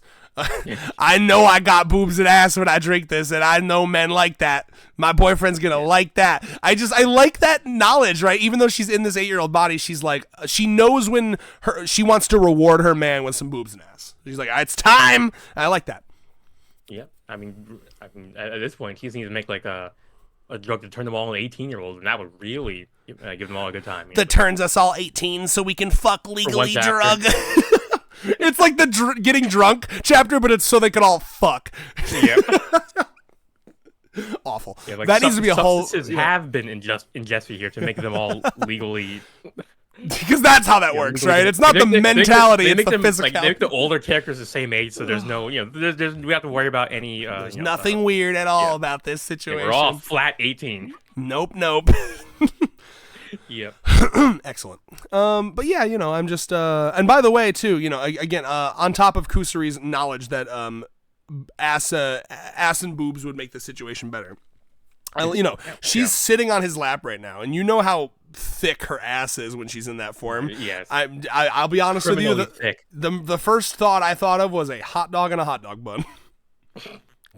I think it would slide right in between the cheeks, and it would be a nice little feeling for Mr. Rentaro. Yeah, you'd be like, what is this weird feeling between my legs? The thickness, yup. Knowing him, he tried to castrate himself if that happened. No! Yeah, well, he tried to turn his brain into pulp down here, apparently. Yeah. Fucking Rentaro needs to lock the fuck in. All right, here we are, Hikari. Like this man, like he's a mess. Too much. He's gonna try to take an amnesia drug the first time after his first time. Literally. That's how they're gonna have. He's gonna be like, the only way I'm gonna let this happen is if I take a amnesia drug so everyone can have my first time. Which actually is not a bad idea, actually. Yeah.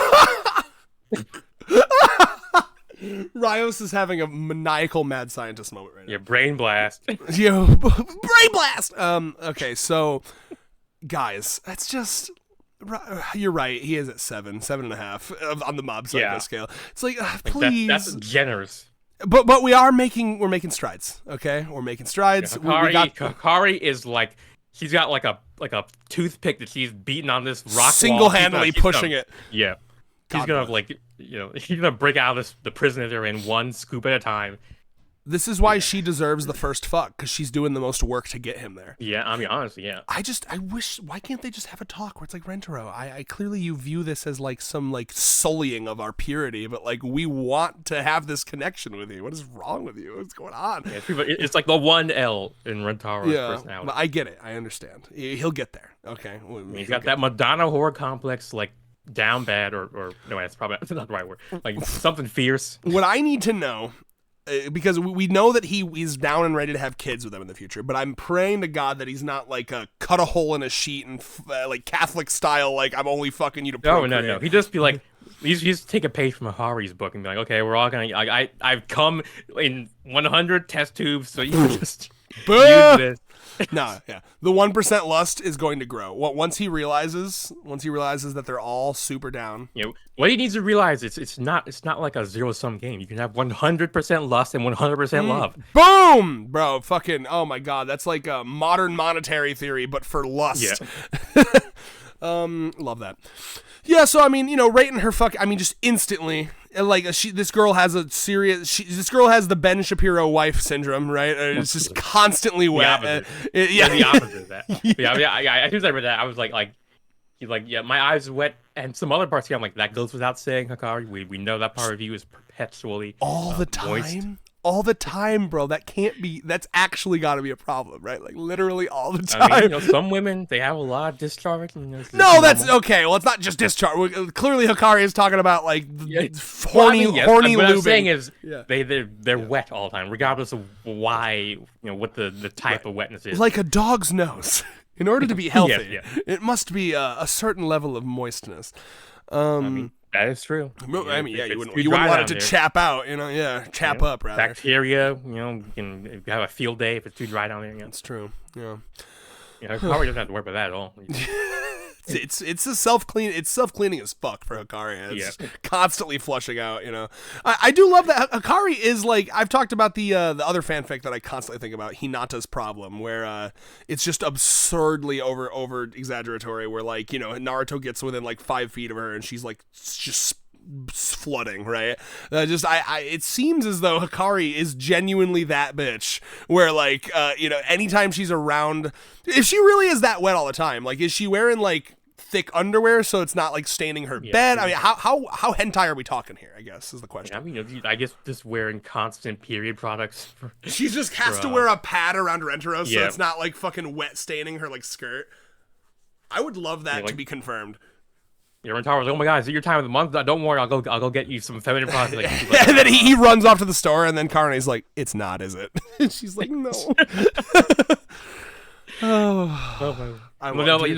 like, it is. It's just I get really horny on my period. Oh yes, dude, that fucking chapter where it was like she's normally really horny, but now she's really, really horny, and I'm like, oh my God, she was fucking. I'm not to be a fucking gooner. She was definitely ovulating.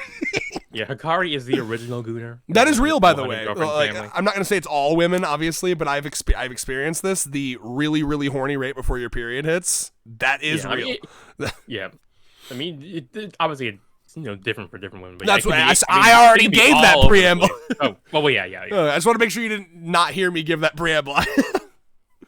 Yeah, I'll admit there has been a little cutting out, but I've been able to keep up with the conversation. It's just been like the start of a word. Here and there. Let me know if it happens like consistently. Yeah. Yeah, no, but definitely. But I do notice that, because anyway, I won't go into too much personal detail. Anyway, okay, so once again, Rentaro uses the terminology "saves me." How she saved. I'm seeing that a lot recently, and again, I do like that language because to me, again, just like when he was meeting Kimari, it implies that we already know this, right? I mean, he was really in a dark place, right? So I like that it's not just that he loves them, but like these people did so much for my life that like I have a whole new outlook now, and I really like that. And like again, not to be super over dramatic, It's definitely not to the same level of Rentaro and his girlfriends. Yes. But like, the thing I'm doing here with Rios, I feel a similar way, right? Like my life needed direction very badly. I needed like a hobby. I needed something to make me excited to get up in the morning, and this is like a weekly thing for that. And yeah, we had that friendship zing. We really did. Honestly, yeah. Oh, dude, I love that. Oh God. And yeah, I'm sure these girls would also like. Half of them would say like Rentaro saved them. Like I mean, oh, they like, absolutely. Meme, Shizuka definitely. Yes. Oh my god, she is example numero uno. Tama for sure. Mm-hmm. Yeah, that was literal. She was gonna die like a dog on the street. Like a cat on the street. Excuse me. She would take offense to that. True. True. We need to just collectively awooga at the. Yes. First of all, I don't know if this wouldn't count as like lingerie, would it? Just like her bra is just really pretty. Would it? If there's anyone who'd be wearing lingerie 24/7. It would be Hikari. God, it's actually like really, really nice. Like I genuinely like it's almost not even embroidery. I mean, it is lewd, obviously, but like it's such a pretty bra that it's almost art. Yeah. I'm like, well, this is really pretty. And like, by the way, you want to talk baby girl Rentaro? Rentaro is the most. He's so fucking baby girl here. So of course, we have the whole like, oh, you want me to pay you back with your body, and I like the I don't know, the silly like, because this feels a lot more like a routine that they've done a lot in their free time, right? Or in their personal time. And it feels to me very like silly messing around, right? This is like, it's like a cute little like what do you want? Like you want dinner, a bath, or me kind of shit. It's so cute, and then of course baby girl as fuck. Not what I meant. Put those away. And then she gets like, and then she does the like because she's like trying to play up like she's like, oh, are you forcing me to the bed? And he's like, no, dog you. Oh, it's actually so cute. And then of course right into them. Yep. And honestly, I'll be honest, I was actually impressed at Hikari for locking in terms of like how she presented outwardly here. I really thought that she was just gonna be like, I thought she was gonna hell yeah, but like in real life. But she kept that in, right? She kept that in. I guess it's her want to portray this like ladylike femininity that we've discussed earlier. But it surprises me how like earlier on how she's able to just whip these bitches out. But then down here she has to be like, oh, it's okay, Rentaro, it's an accident. Yeah, it's like, who are you fooling? This is part of the master plan to get Rentaro slightly, just a little bit, inch by inch, a little more comfortable with the absolutely, the accidents, the harem protag accidents. Listen, I'm not above. I remember when I was first getting into relationships that I wanted to be serious. I did all my wiki howing, like how do you make a girl like you? Yeah. And I'll get first base. Sorry, I had to mute. Zero face. Yeah. So I remember one of the big ones I always remember reading was break the touch barrier, right? But of course you got to do that in like a you're not just like touch me. Yeah. But did that cut out or did you hear that? Yeah, I heard it. Okay, good. Thank you, Discord. Like, yeah, I'm touching your leg in a totally platonic way, totally non-sexual. Hey, that was a good play in Smash Brothers there. Touches upper thigh. What are you doing? Nothing. But no, this is Hikari breaking the touch barrier in a very serious place here. And like, no matter how uncomfortable Rentaro is with it now, he'll never be this uncomfortable again. Because it won't be, you know what I mean? We're getting him used to it. We're breaking down those walls, and it's like a vaccine, but for sexuality. We're inoculating him to titties. Yep. I know the terminology. So it's I love that, and also like it's we were talking about why is she doing this? Like, oh, it's just an accident. Like, it honestly reminds me of the movie Inception, where it's like we have to make them believe that it's their idea, right? Like it feels to me, you know what I mean? Like Hikari wants him. She's been studying up on her psychological trickery. Oh yeah, well Hikari, it's the feminine, it's the bottom within her. Let's be real. She wants to be raw dog. She wants to be mating pressed. She wants to be fucked into that bed. She does not want. So she will engineer a situation to make that happen. Yeah. Naturally, quote unquote. Would she be willing to top? I'm sure, but I think she wants her first time to be very maiden-like, very like fuck a baby into me. You know what I mean? And so I think she's trying to get Rentaro to be the aggressor here.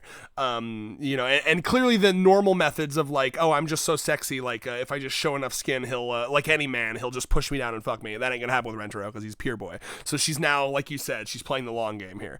In fact, this almost actually You're grooming him. kind of. Tell me if I'm cooking or not. But is this Hikari's parallel chapter to the Karane gym equipment chapter? Like I maybe. Doesn't it see it? Because to me, both those chapters signaled a breaking of a barrier with those two. Right, like Karane and Rentaro in the gym equipment one, Rentaro got to experience a very immediate post tsundere clarity. Yeah, where like because there was nowhere for her to go, it's been a while since I've read that chapter, but if I remember correctly, it was like, you know, she had there was nowhere to escape to. Yeah, so like Rentaro basically fell right on top of her. Yes, and it was so quick, like it was such a quick turn to genuine love, and it felt quicker than it had ever been before, in my opinion. And then with here, you know, this is like would this be post nut clarity? I mean, I guess maybe Hikari came from that. That's why she was able to. It's possible. So quickly played off, but well, we know that every single part of her body is an erogenous zone, and we know her tippies are sensitive. Now the tippies were not touched here; the middle was touched. So who knows? But I'm sure perhaps her sternum is one of her. I'm sure, yeah. Well, to me, she strikes me. Obviously, a lot of it's mental, right? Like the first time, I will never forget this. When we were about to have sex for the first time, Allie and I. It's such a new experience. It's something that's hyped up your whole life. It's life changing, you know. At least that's how they portray it, right? Yeah. And I remember I've told this story before, but I was shaking. I was like, and I don't know if it was because I was scared or if there was such an onslaught of dopamine.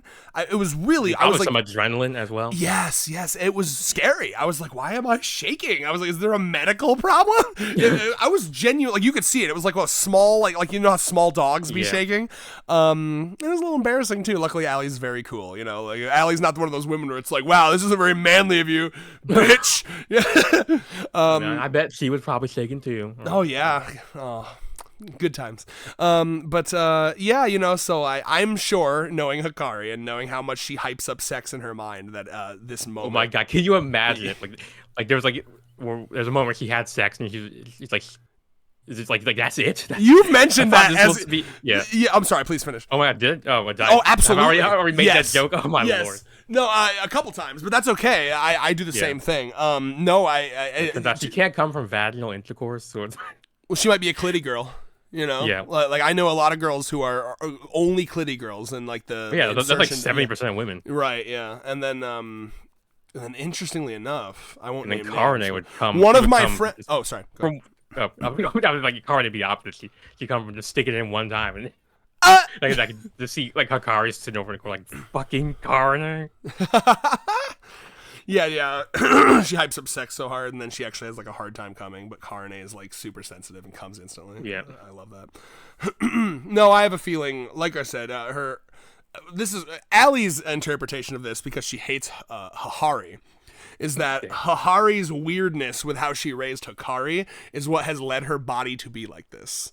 She groomed her daughter. Oh yeah, no. Hikari's whole body is erogenous zones because from like ages 1 to 3, Hikari was like giving her like hickeys as a baby and shit. I'll be honest with you. I think it's not unlikely. Damn. Yeah. Yeah. This one of one of the girlfriends has a lot of dark implications if you Oh yeah. If you take the time to extrapolate. The best we are happy to do. That's what we were here for, right? I mean, like, I think you're gonna get a lot of people talking about this series, maybe that are just gonna be like, explain what happened, give some theories. We want a deep dive. We're here for the deep dive. You have Backtrack translating. You have Moonlight for the overview, nice, well edited overview, and you have us for the psychotic deep dive. Yeah, we're like the fucking paleontologists. We got a toothbrush. Yeah. We're scrubbing the chapter fossil, the narrative fossils. It's my job to make 2 hours of content for every chapter. Okay, I will 20 pages of content. Yeah, each page gets minimum 15 minutes of conversation. God, dude, her boobs are so nice, and the bra she's wearing. Oh, I can't get over it. That's so pretty. I'm gonna be real. Yeah, even just God. the framing of like her skirt pulled up around her like collarbones and a little bit of like belly button you can see on her skirt. Carne would be eating good. I mean, Nozawa was cooking, and I guess we're the ones eating good. Unfortunately, Carne, you're not here to enjoy this. Shout outs to my mom, by the way. This really reminds me of a type of bra my mom would wear. Not that I've seen her in it, obviously. Context. Have you never seen your mom's bras lying around? Actually, I mean, I think probably as a kid, I definitely did like the drawer raid, but no, I didn't do the drawer raid. Okay, not a raid. You just open it. Like, oh my god, what are these? Rio's like, time to look for my mom's bras. No, here's your context. I'm old enough to remember when every house had a computer room. Do you remember the computer room? I mean, we had a computer room as well. It was in the basement. It originally had nice carpeting, but then we had some flooding in the basement. Oh, that is unfortunate. I hope your computer didn't get affected by the flooding. Oh no, it was fine. That's good. It was sitting pretty on the desk, but yeah, the carpet was ruined, so we had to get rid of that. Oh, it's nothing worse than a squelchy carpet, dude. Yes, that's what the pad in Kari's panties is like. Yeah, it's like Rentaro was like, "What's that squishy noise I hear?" So anyway, the computer room was also my mother's bedroom because my parents did not sleep together because my dad snored and my mom tossed and turned. Just like mother like son, because I also don't sleep with Allie because again we both snore and we would just rather sleep. You know what I mean? We'd like to be able to sleep.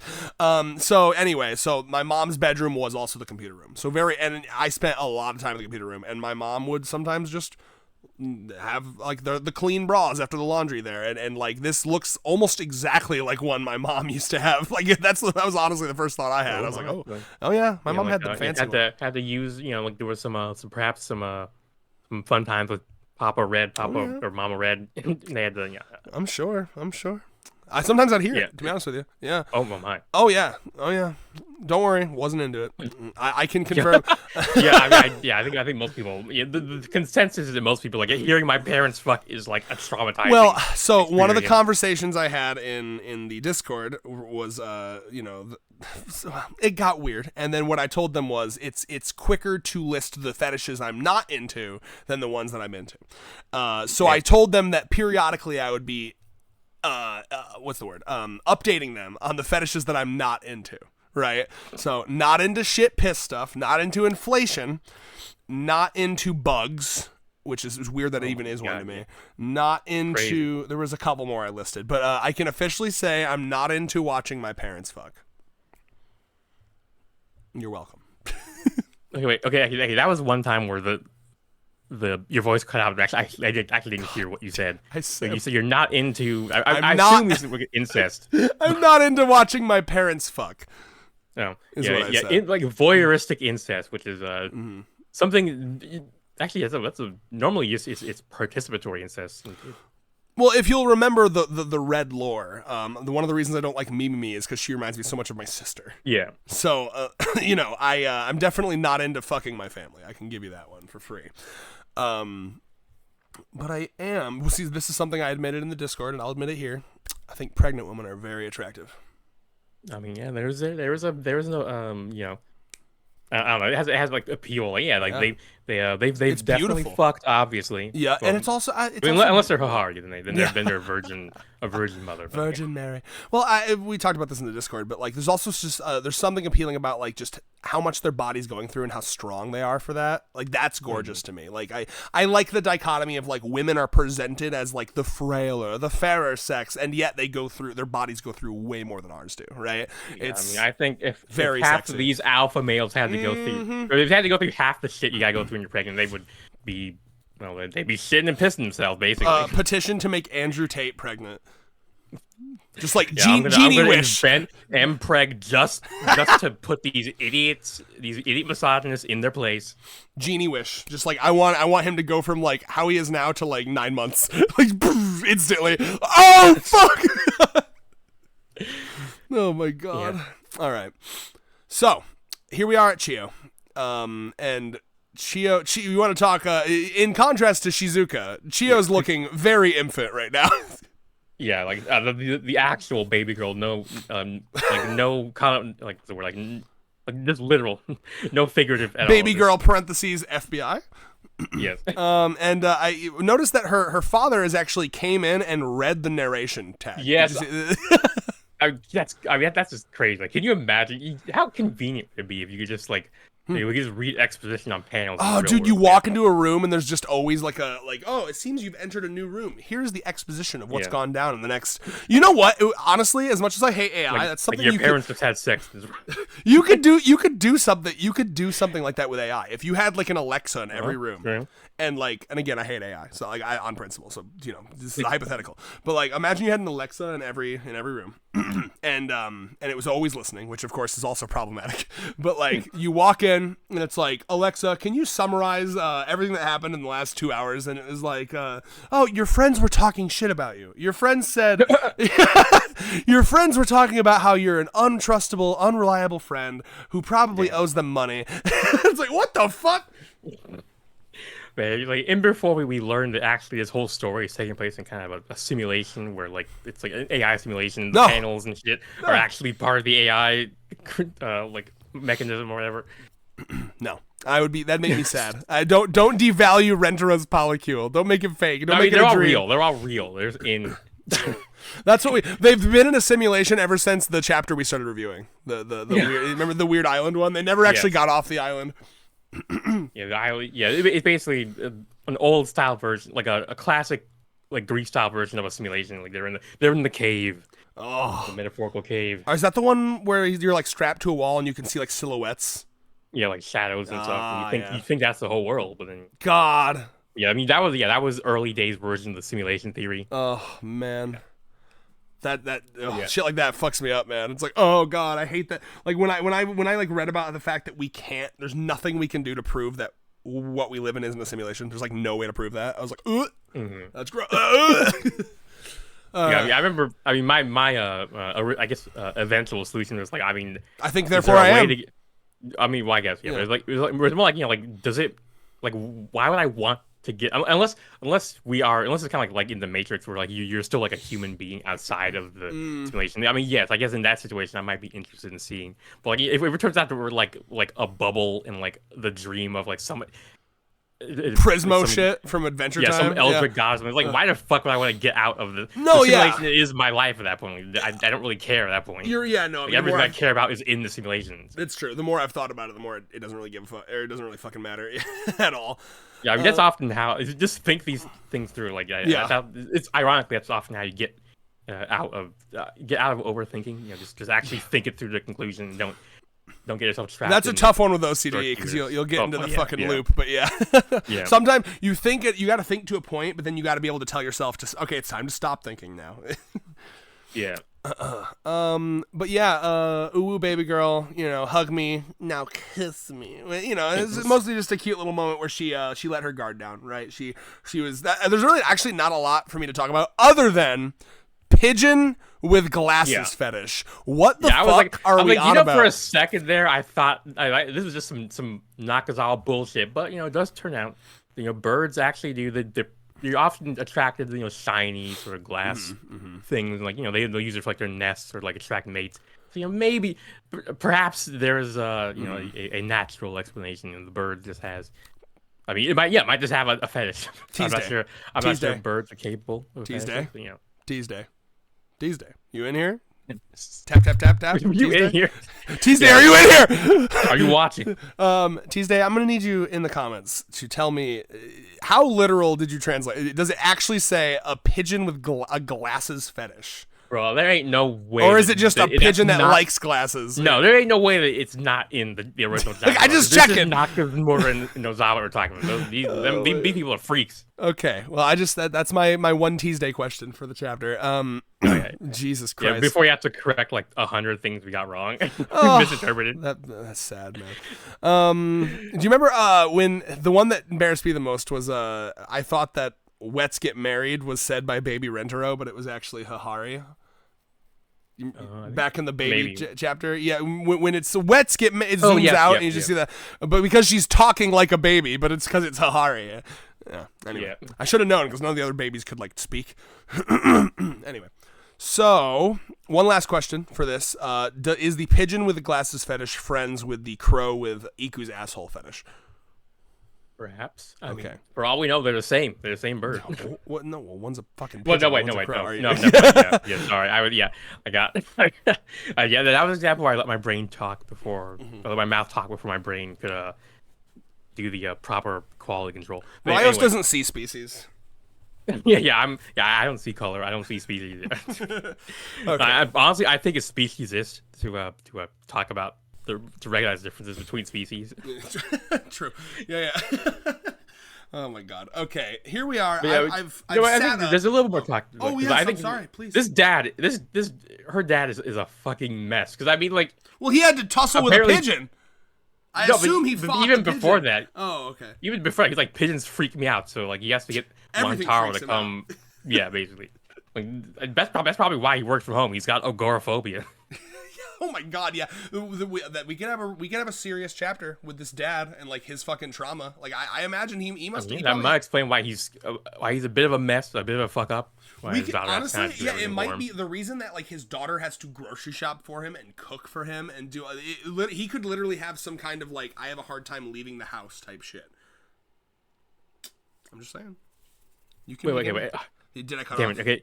Yeah, the last. What the hell? Said, okay, yeah, maybe. It doesn't normally happen this bad, does it? Yeah, normally not during recordings. Is it like?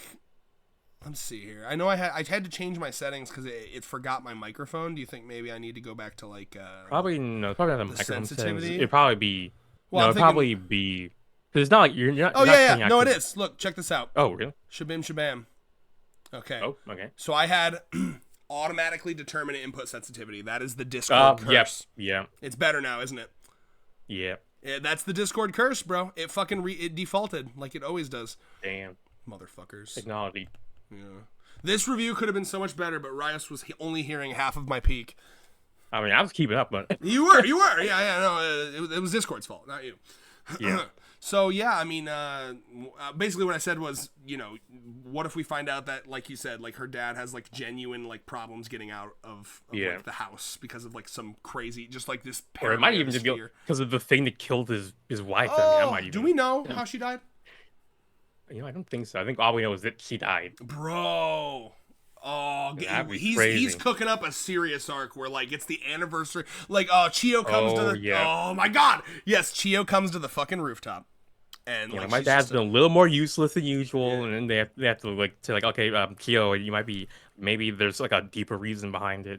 I was gonna say Chio comes to the rooftop and she's a little sadder than usual. Oh, well, it's one of the classic. I mean, this happens in real life. I mean, it's like, Allie's kind of in like a sadder mood. I'm like, are you okay? Oh, it's the anniversary of her grandma's death. Oh shit. Mm-hmm. Like I could see a moment that like leads into like, I don't know, seeing a little bit more of the dysfunction of these two in real time, but you could also show how much better they're handling it now because of Rentaro's influence, right? Because of the fact that Rentaro's made Chio more confident, because of the fact that they have this dog as like a support animal. Yeah, because she's dating your cousin, she's doing a lot better ever since she started. Listen, is it weird? Yes. Can we argue? Can we argue with her dad's logic? No. He's objectively correct. He clocked the best man on the planet. Yeah, it's a weird situation, but he's correctly calling the shots in this weird situation. So I can't fault him for that. We all know that there is not a single boyfriend she could get that would match up to the experience she's having right now. The care, the happiness. It's just unfortunate that they're related. She's in kind of a shitty situation because if she grows up to realize maybe I don't want to be in an incestual relationship, and then she goes and tries to date other men, other women, she's like, none of them match up. I'm fucking addicted. I'm addicted to Rentaro. Yeah, I have flowers from Algernon in my fucking heart. I laughed, but I actually don't get that reference. Okay, I actually only get the reference. Well, I mean, I did the thing that you said you did, where you're like, yeah, I get that. No, actually, go ahead. I was technically referencing Sword Art Online Abridged. Oh, where they talk about where they ate that like S-class food prepared by a S-class chef, and then after that, everything Yes. tastes like shit. Oh, what a nightmare, dude. That kind of shit scares me. I used to think as a kid I was worried that would happen, that I would like have something so good that everything would be shitty afterwards. Damn. Yeah. It's interesting the kind of thing, the different things we worry about. Like I was worrying about meteors potentially hitting the Earth. You're worrying about potentially destroying your like relative taste. Like, There's an episode. Appreciation. There's an episode of Invader Zim called. Did you ever watch Invader Zim? Yeah, a little bit of it. There's an episode. I mean, called, basically, yeah, I saw it. I basically watched it like the way most kids watch cartoons, where you see a you random catch episode. It, yeah. Yeah. There's an episode called Gaz, Taster of Pork. And it's Dib's sister. You know who Gaz is, I assume? Yeah. Yeah. There's an episode where she gets like a curse placed on her, and the curse makes everything taste like pork. And like Damn. it sounds silly, but they, that show, you know how that show is. They play it for like serious. I mean, honestly, it doesn't sound silly at all. Like, can you imagine, like, if you're eating like ice cream and it tastes like pork? Yes, you see her go through everything like desperately. She's going through the fridge. Ice cream is one of them. Cake, candy, anything. Water. That's what fucked me up. Oh my god. Yeah. Oh my. Water tastes like pork water, bro. Like. Okay, now did pork taste like pork? I believe so. Well, yeah. Although that'd be a good workaround, yeah. Wow. Like, oh, the one thing that tastes like something, like nothing. Thank God. Like, they cancel each other out. I can't remember if she tried that. I don't know if she did. But yeah, she showed up. That would have been an interesting question. Yeah. You know what? If I ever meet fucking, what the goddamn it? What's his name? The guy who made that show. Fuck. I used to have it memorized. Damn, it's. If I ever meet the creator of the Invaders of Zim. What the hell? I used to have his name. Whatever. I have to look it up. I'm looking it up. I used to have his name memorized. Is there a reason for that? Because I'm a fan of him. Just like true. Bleach, Tight Kubo, One Piece, Ichiro Oda, Soul Eater, Atsushi Okubo. Fucking, I could go on and on. Like every manga I like, I have the fucking. That's just what if I like someone's work. Yeah. Jonan Vasquez. Oh. I'm probably pronouncing it wrong. The Vasquez. I don't know if it's like a very like Vasquez. I think. Yes, it's because there's a Q in it. You doing American pronunciation or English pronunciation. You're doing the jalapeno popper. I did jalapeno. Oh no. Yeah. Hello, Mr. Vasquez. I love tacos. Either way, if I ever meet him, I'll be like, what would have happened if Gaz ate pork? And then knowing I've seen interviews with him, he would be like, "It probably tastes like pork." Yeah, motherfucker. That is a logical conclusion draw. All right. Well, are we ready to move on to Iku? Well, I guess my last little note on this bit is like, it really is crazy how Chio, Kishiga, and Kimari, they all represent like different points on like the same psychological timeline. Like they all have like I don't know, like some, they're all responsible people who have like some switches. If flip turns them into like basically a mess. And, because of their different levels of basically repression, I guess. Yeah, I had noted in my notes that this switch she does with the glasses is it's similar to baby mode Kishika. But yeah, I mean, like the fact that you're right, like they've done such a good job because inevitably with 100 you're gonna get some similarities between, but like they all feel different enough, and I'm glad for that. Yeah. That's gonna be a good group chapter eventually, like where the fucking time. Yeah, they're in like therapy, like not couples therapy, like a group therapy where they're trying to work through time travel therapy, more like basically. You have Chio gets to look at herself as a teen and an adult. Fucking Morikita gets to look at herself in the past, and then Kishika gets to look in the past and the future. She has to look to the right, to the left, like. Oh my god, guys, we need to work with our 3 brains. We need to fix our shit. That would be a great like group chapter where it's like, we're gonna figure out what the fuck is wrong with us so we can fix it. Did we all? Yeah. It's like when you have a group and like recently at work we were having issues where like because we have to scan a bunch of shit and some like half of our employees we were scanning it but it wasn't registering in the system that we were scanning it, and so my boss was like, okay, get together with everyone who it didn't register and find the similarity, right? Like, are you using your personal phone or your work phone? Are you pushing this button before this button? Are you know what I mean? All that. You figure out the similarity, right? They're gonna get together and they're gonna be like, okay, we need to find Find the similarity. What is the common factor here? Was it abuse of parents? Was it? Honestly, I mean, it's something to do with like moms, right? Kind of, because like Chio had the I had to become the mom. Kishika had my mom died. Right, and Kishika couldn't be a kid at all because she had to be also kind of her mom was working. Yep. And then Morikita, both her parents were just very, I can't imagine they let her be a kid in any form. So we did it. We solved it. And no need for the chapter. Oh Damn. my god. Sorry, Nakazawa. We did it. We did your work for you. You don't have to thank us. Cut to Nozawa tweeting about us like, Controlled Chaos, please stop coming up with chapter ideas. Like, you were gonna do that next week like the week after this. Damn it. We're worried you're gonna sue us when we use one of your ideas. We won't sue you, Nozawa. I promise. Nakazawa. We'll let you sue us. Please don't sue us. We'll graciously be sued by you.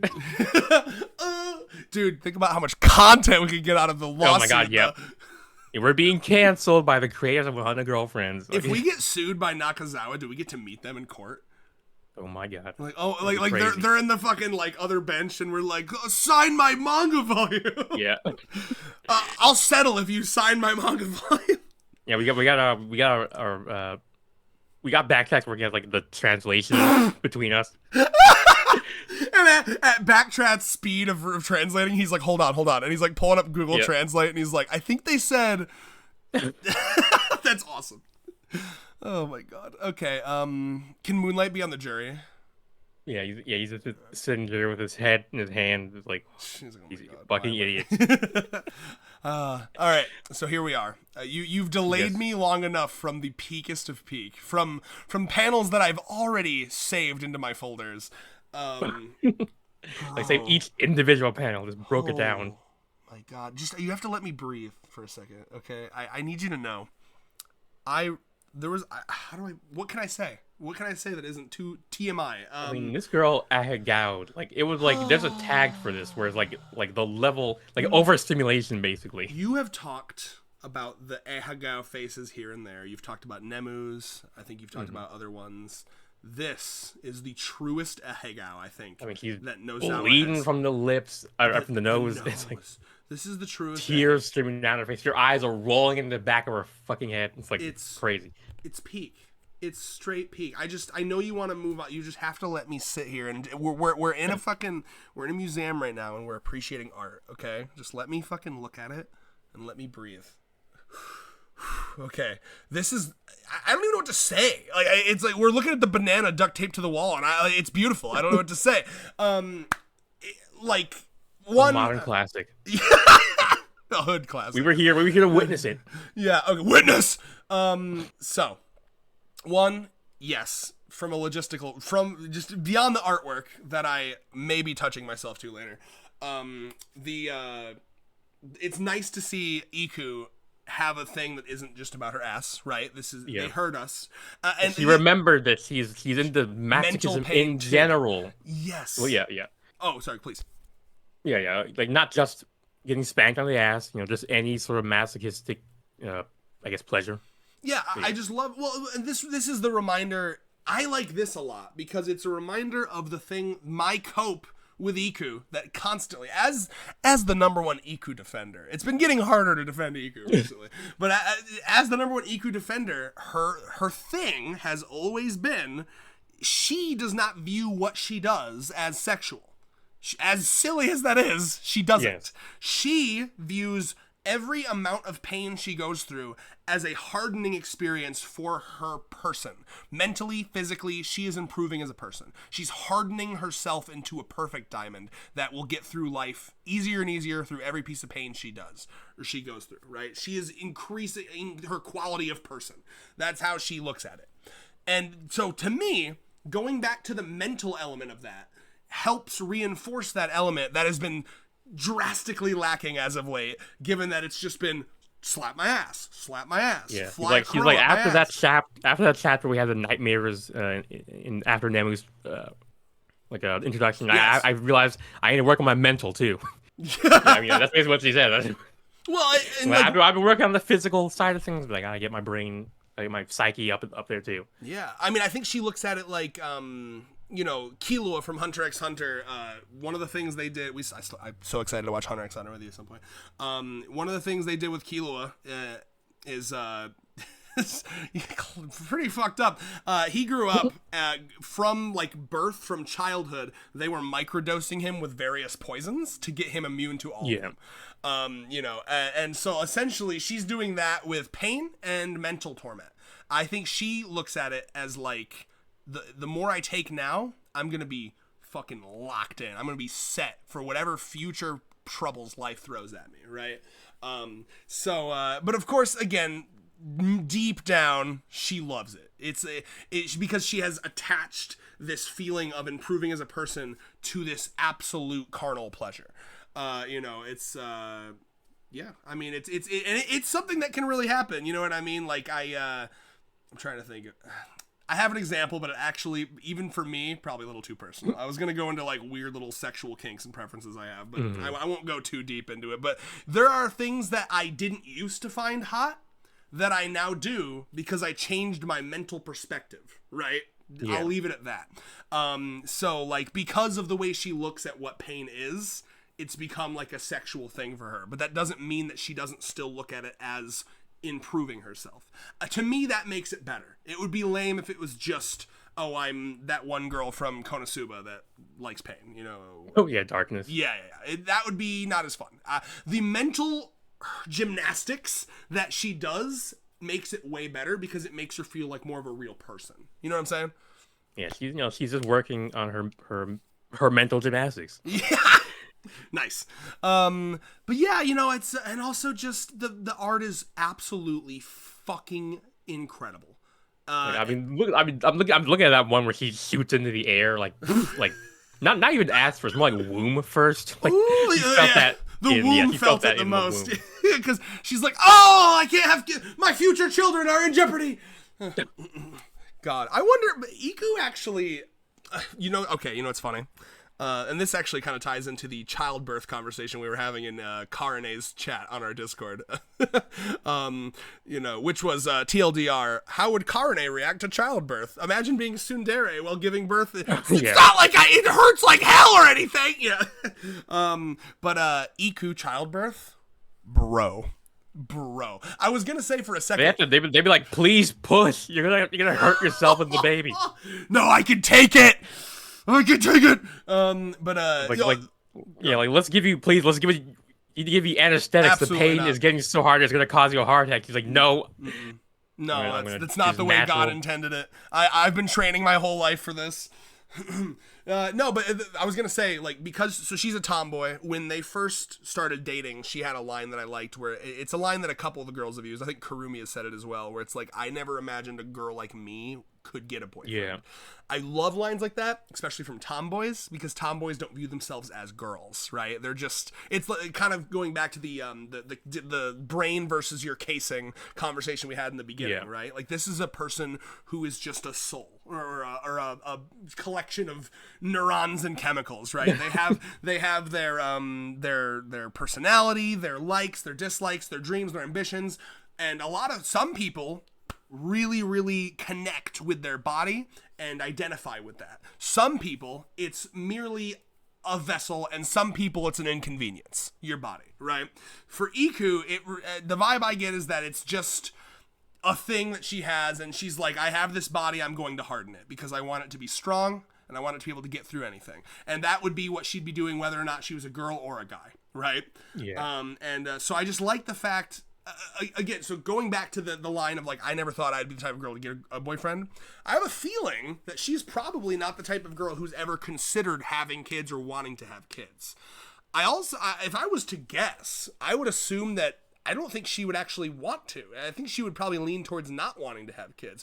But if there's anything that could convince her, it would be, I've heard it's the worst pain imaginable, I'll be hardened as fuck if I have a kid or two, Please. That's the reason she had, and of course she would love them and be a great mother, but I love the idea that I wasn't do I want a baby? Not really, but I can't not experience that, right? And you know what's actually interesting too, in that way, you know, like we were just talking about, like, Iku probably doesn't care one way or the other if she's biologically a woman or biologically a man. I don't think it's something she thinks about a lot. But I could see a moment where, you know, there's that classic line you get in hentai a lot where it's like, I'm so glad I was born a woman because their orgasms are so good or whatever. But I like the idea she's giving birth, experiencing the worst pain imaginable, and at that moment she's like, oh, I'm so glad I was born a woman because you wouldn't be able to experience the type of pain as a man.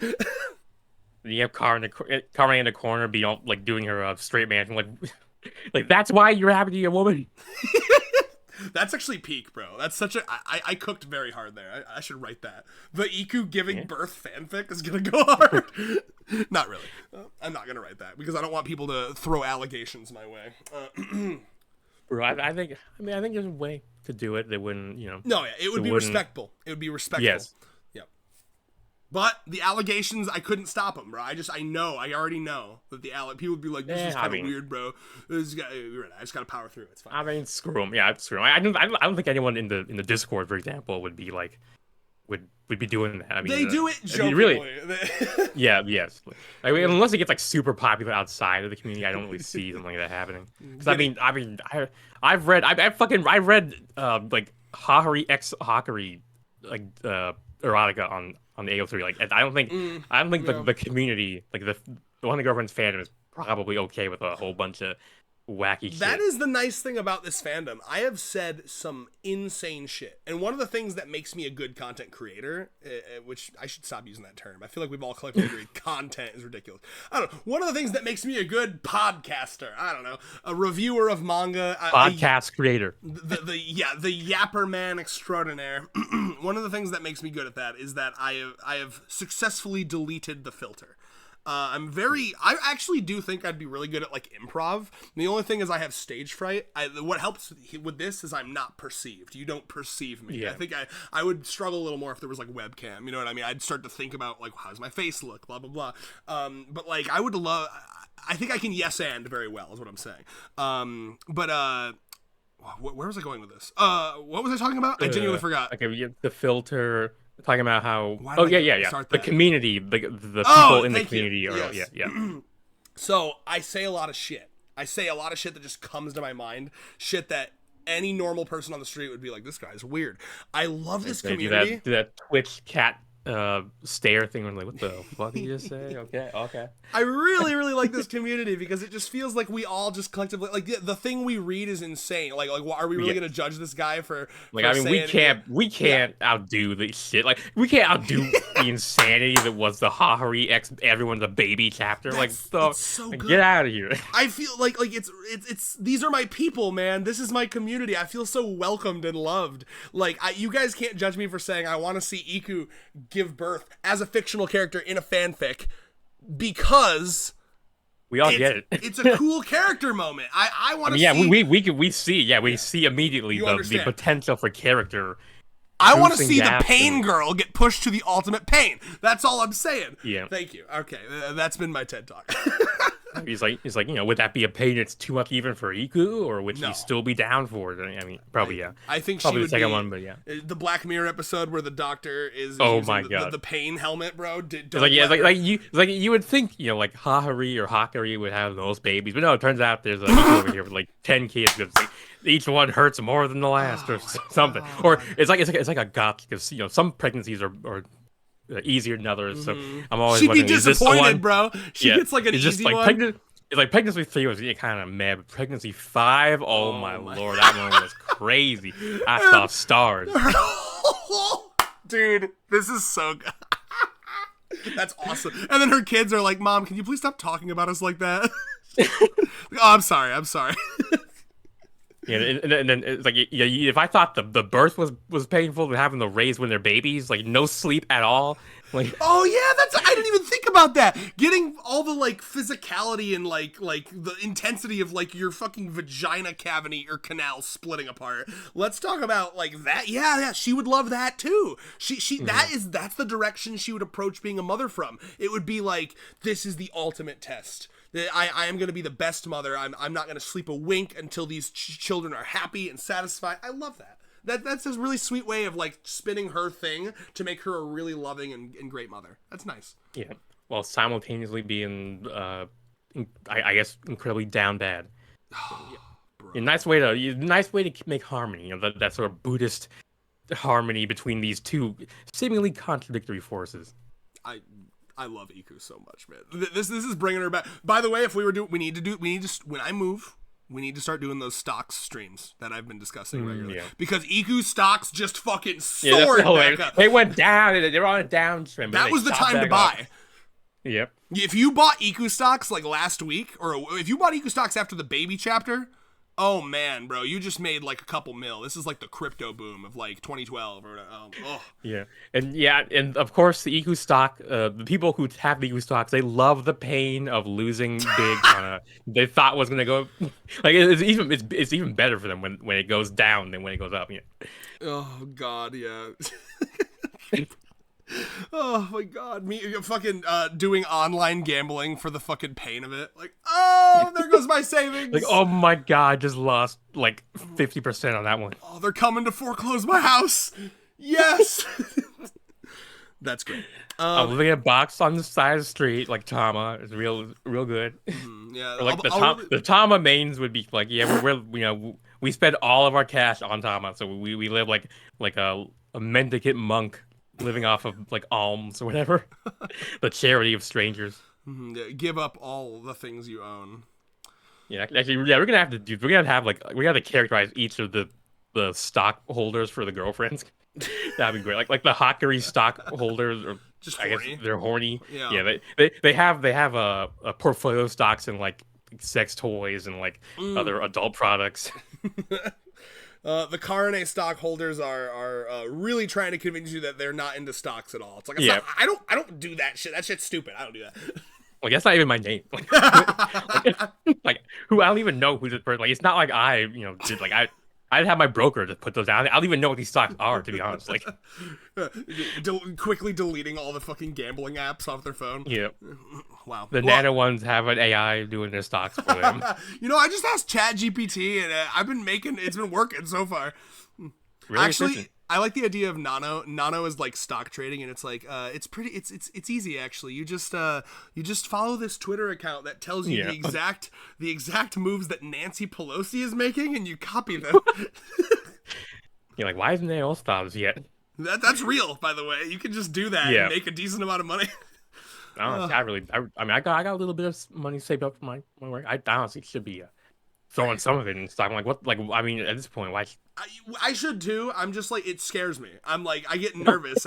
Every time I go to, no, I mean, is that silly? I don't know. It feels so like weird and like, it feels so out of my depth. I'm willing to try it. I just need someone who's like an expert to like explain it to me. You know what I'm saying? Mm-hmm. I don't know. Is that stupid? Did I say something stupid? Well, no. I mean, it's just I'm the type of person who's like, I mean, there's nothing that's truly out of my depth as long as I take the time to look into it. Money stuff scares me. Now, if I don't, okay, please go ahead. Yeah, I was gonna say my kryptonite is if I don't have the chance to look into it, then I'm like, oh my God, I'm not gonna. Even if it's the most basic shit, I'm like, I need to research. I need to do some thinking about it. Otherwise, it's like, bro, you're just driving across the street to a store you've never been to before. Like, that's well, yeah, but it's because I've never been there. That's actually a really, really cute trait. I like that a lot. If you guys want a little life hack from Red, if you want to love your friends and family even more, view them as if they were characters in this manga, right? Like yeah. And what I mean by that is like, find your friend and pick, like, oh, what would their thing be if they were a character in this manga, right? So I'm imagining that'd be actually a hilarious girlfriend who's like yes, like a totally fine with anything as long as she planned for it. But the moment the prep time girlfriend. Goes, That's you. That's literally like you. Yeah, that's Rios in this. Rios in this series is like Rentaro wants to go on a date with you, and you're like, okay, and he's like, how about we go right now? And you're like, I need at least an hour to like Google the place. I want to see, if there's like you really should have told me this last week. Like, I have to pencil this into my schedule. I have a drawing stream tonight, and you're really throwing it off. Oh my Lord. I love that. I mean, we probably are. I mean, we probably are gonna have a girlfriend like that, like sometime in the future. Right? Shortly, yeah. Now we haven't even discussed Rentaro's heart fucking exploding. And the doctor. Hello, I'm a doctor. I love. He's like, let me through. He says the doctor in an like, unpopulated open park. Like, there's no one else around you. It's like, get out of the way. I need to get this man right now. This is a classic joke. I've seen it in many a thing, right? Where it's like you need a doctor to say a thing, right? Okay, Gravity Falls. Have you actually watched Gravity Falls? I always forget. I caught a few episodes when it was airing. So there's a joke in Gravity Falls that I fucking love where it's actually a really good episode for understanding how the peer pressure. Okay, how do I word this? Like it helped me understand how like being like a woman and wanting to be friends with a guy, but the guy really wants to be dating you, and like the peer pressure involved with that, right? So it's Mabel and Gideon. Do you know who Gideon is in Gravity Falls? Little short kid with the white hair. Well, yeah. So Gideon is like being like an Uber incel to Mabel, and Mabel just wants to be friends, and he keeps like peer pressuring her, like, oh, just one little date, just at least give me a chance, and so like she's like, okay, and he keeps like, oh, one more, he keeps doing that. And she's like, I just don't want to give a mouse a cookie. Yes, exactly. You give an incel some coochie. Oh, you give an incel some coochie is so good. Can you please draw that as a book cover, please? Oh my lord, yeah. Excellent. Wow, dude, you cooked. I don't want to go past that too quickly. Yeah, that really did. I'm actually impressed. I managed to pull that one out at my dome like that. It was like that was instant, and I'm applauding. I hope you can hear it through Discord. There's claps happening. Actually, I cannot, but I'm imagining it. Mm-hmm. It's happening. Okay, so all that to say, there's an episode of Gravity Falls where they're on the date, they're at a fancy ass restaurant. Because keep in mind, Gideon's also rich, so he's pulling all this. He's got like fucking like dancers and shit, and people like bringing her like extravagant gifts. And there's a moment where he gets on the table and he asks her officially. He's like, will you be my girlfriend, right? And then like all of the and keep in mind, Gideon's like a town celebrity too, so like all of the people in the restaurant are like they walk up to her or to the table, and they're like, oh my god, this is so cute. And there's newspaper writers being like, oh, the new relationship of the town, oh my god. And then this is where the joke comes in. There's an old lady where she's like, oh my god, if she rejects him, I might die. And then a doctor he's like, I am a doctor and I can confirm medically that will happen. No pressure. Exactly. And that's the joke, right? Like I've seen this many times where like a doctor just appears because you need like a guy to say a thing. And like it's funny because obviously the first time I was reading this through, I just kind of saw Rentaro fall. I thought it was a normal fall. Then he says his heart exploded. I go back. There's a boom sound effect. So I'm imagining like a horrific pop. Like his actual heart just exploded from the pain. And I do like the running theme here of like this hurts worse exponentially because of the bond we have now. Earlier I had just gotten to know you and it hurt and I was vomiting blood, but now it actually will kill me to even fake break up with you. I really like that.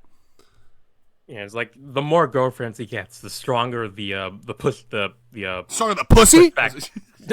Maybe. But the stronger the pushback from rejecting any of his girlfriends he gets.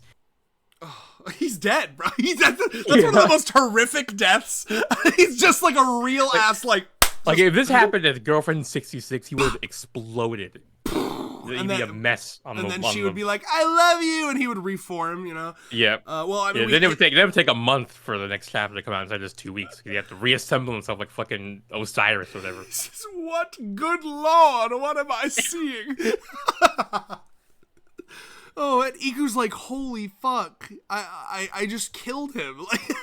Like, no more of that. Holy shit, that was too much. And then the doctor's like, oh, that's nice. I just witnessed a medical miracle. Wow. Yeah. Just another day in the medical profession. Insane.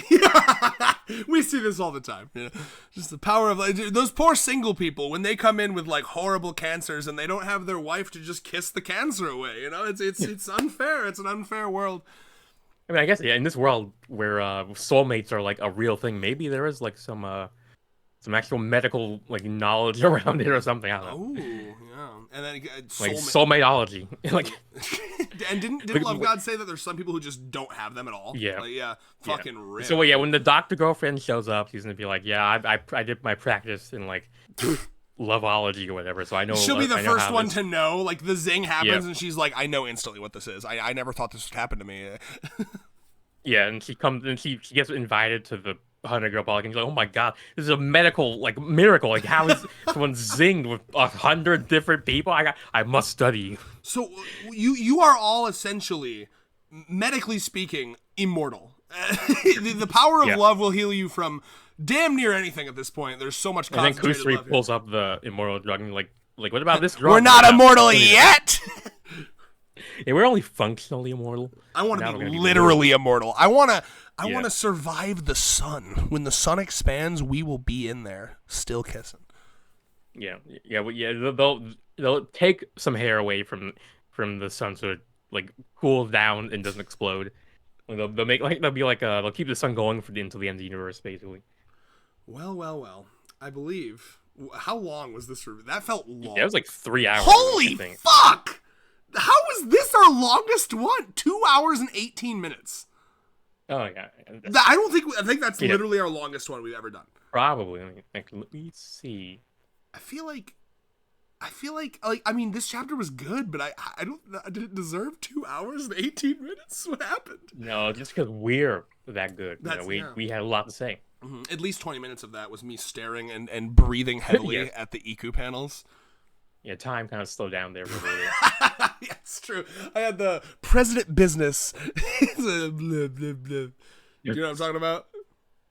No, I do The not. Lego movie moment where he's like, she's Oh, explaining the thing and it just goes, "Brew," and he's like looking Yes. at her. Yeah. Yeah, I did. Yeah, that's how Rentaro spends like half of his days. He's like, I love you so much, I can't even understand you. No, he wouldn't. But he would also see it as a personal failing to not listen to his girlfriends. So yeah, there's no way. Yeah, he punched himself like, I'm loving you too much. That was I gotta love you less.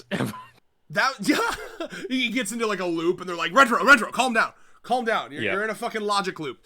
That happened to me, dude. First couple hangouts with Allie, bro. I'm so embarrassed about it because like Allie was trying to show me like her favorite show, and I couldn't focus because I was just like girl, beautiful girl. You know? Damn. And oh yeah, I mean I was just kind of like staring at her and feeling all flustered and like, you know, and then like I realized I was not paying attention to like any of the plot points, and I was like, oh god. And she's shit. like, she looks at you and goes like, yeah, like wasn't that pretty crazy just now? It's like, Yeah. Bree, she goes to the bathroom and I'm like fucking looking up the episode synopsis. Like, yeah, you gotta play it off like, oh yeah, I was really into the episode, so I looked up some of the episode synopsis, kind of like refresh my memory. Yeah, I really want. I mean, to be fair, it's Dorohedoro, and like I gotta be real, that shit is confusing. that's a confusing ass show. It's good. Do you know the show I'm talking about? Yeah. That dude. That's one of those like Quentin Tarantino type thing narratives where like they start at a certain point and then they show you like the past for a bit and then they show you like the future and then you know it's And like there's some feet in the background, in the foreground. Honestly, I'm sure there's some feet in that. There's a lot. It's very grungy. Mm-hmm. Oh fuck yeah. Well, final thoughts, Mr. Rios. Oh, we gotta wait 2 weeks. Oh! No, okay, now knowing them. Do you want to stream next weekend? Do you want to stream? Oh, yes. Okay. Yeah. Okay, but yeah, knowing Nakazawa, they're taking those 2 weeks to cook up some gourmet content. No, I'm not gonna call it content. Yeah. Some gourmet art. Yeah. Good job. Yeah. The content pilling has been infecting me, and it went a little It went a little high there for a second. We need to collectively delete the word content, like because that is the capitalism-ness invade. Like they want you to view it as slop, and instead of art. I mean, like, is what we're doing art? Kind of. I mean, it's more like performance, basically. Yes. In the moment, yeah, improv kind of thing. Analysis. That's what I'm gonna call what we do. You come here for analysis content. My favorite type of content. You come here for the analysis and the birth discussions. Yes. Yeah. Frankly, unhinged tangents. They're just all over the place. Can't wait for the next stream where we discuss in depth how each girl will handle childbirth. Yeah. I mean, I think that would be an interesting idea. Unironically, I mean, yes. like Rin being like, "Oh my god, the blood!" Oh god. It's like that's like, sorry, you're not dilating us. We're gonna have to like cut the Oh, she we're gets gonna a C-section. She's like, keep me awake. Keep me awake. yes, I want to see it. That's yeah. crazy, bro. These girls are freaks, and I love them for it. I love how freaky they are. That's some freak shit, bro. Like the 100 freaks who really, really, really, really love you. Well, then Who you'd are, have the one the girlfriends who are really, really, really freaky. You'd have the normal ones too, right? Like all I can imagine for Akko is just her being like, well, one, she would react very slowly to things. So she, even though she's like, it's painful, she would be very like, oh, Ouchie. Like, ouchie. Fuck. But also, you know, I imagine like her time to shine would be when the baby comes out and she gets to hold it. She'd be like, oh my god, it's so cute. So adorable. It's got your eyes, Rentaro-kun. Rentaro Chi. Chi. Yeah, what do they call it? They give it like baby Chi or something. What else? Oh my god, Nemu's gonna fall asleep during childbirth. Yeah. Oh my god. Like it was a real easy, and then I don't even remember it. Yeah, and then she give birth like with like I've never seen such a skillful like birth. It was as if you knew exactly what to do. Like it was like she knew exactly when to push, yeah. exactly when to breathe. Yeah. It was asleep. Nemu just locks the fuck in, and she just just shoots that baby out. Or you got Aira being like, oh, I can't kick a pregnancy. I can't kick this child out of me. This is gonna be scary. Wow, this is great. Uncertainty. Yeah. Who else is there? Honestly, I think that would be a crazy stream idea, and I think people would be here for it. They would be here for it. Yeah. And this is the teaser. Yeah, come back. Will that be next weekend? Who knows? It could be. Dude, birth stream is crazy. If you want to see that, you gotta subscribe. You know, in addition to liking, commenting. Guys, I have never been. I've said so much shit on this channel, and I've never been concerned about the allegations. This one's scaring me a little bit. I don't know why. I mean, I'm just worried. I think as long as we're like respectful about it. Yeah. But do I have the capability to be that respectful? I feel like I know me. Maybe. Okay. I'll try my best. I'll be over here to like be the lightning, not the lightning. I'll rein you in. The lightning rod, is that what you just said? Yeah. You're gonna take all of the fucking heat from me. Thank you. That's very nice of you. I mean, perhaps. I mean, if we're both doing it, if we're both doing it, it's gonna be split between the two of us. Whatever, dude. We gotta be our freak selves. That's what you're here for. Yeah. Fuck off. I'm over it. Yeah. I okay. mean, like I said, this is the 100 freaks who get really, really, really freaky with it. That's true. So possibilities the for next fans weekend are gonna be okay with it. Possibilities. Birth stream. Yeah, honestly, we usually get like a wheel we can spin. Oh, ooh! We're doing that right now in the video. We're gonna chew. All right. Oh, yeah. We're doing that now, bro. Oh, here we fucking go. Okay, so spin the wheel. I guess we can put the retrospective there as well. I mean, you know, because I remember people were interested. They want to know when we're gonna do that. Tuesday wanted to know. Tuesday themselves wanted to know when the retrospective was. Yeah. Okay. Making sure nothing cringe is on my search. All right, we're good. Spin the wheel. Okay. Oh, I'm so excited. Okay. Oh God. Oh, here we go. Okay, here we go. Okay, so we got Volume 2, Retro. Oh, I gotta cap that. Hold on. It's hard to type because my microphone is right in my way. Let me see if I can move this. Okay. Can you the Rentaro respects the Whittlehands. Very cute. Are you looking at my my notes now? Yeah. I didn't see. I hadn't read the title. I did look at the actual notes. Okay, Volume 2 Retro. Stocks. I think stock stream should be a potential one. Mm-hmm. Okay. We have birth. Birth stream is crazy. Yeah. Like pregnancy and birth reactions or no. No, because that makes like we're reacting to their pregnancy / birth. Maybe. Wasn't there a couple more? Can you help me think of some more? We got stocks, birth stream. Okay, yeah, we had stock, we're at the retrospective. I mean, oh my, we have talked about others. Like, I don't actually remember. Maybe. The video game moveset. Fighting movesets. Yeah. Okay, so this one maybe is if they were in like Smash Brothers, what would their moveset be? Mm-hmm. Maybe. We had guess the tier list stream. Remember, we were gonna do that. Remember? Yeah. Okay. All right. Do we have anything else? Here. Let me see if our suggestions channel has anything there.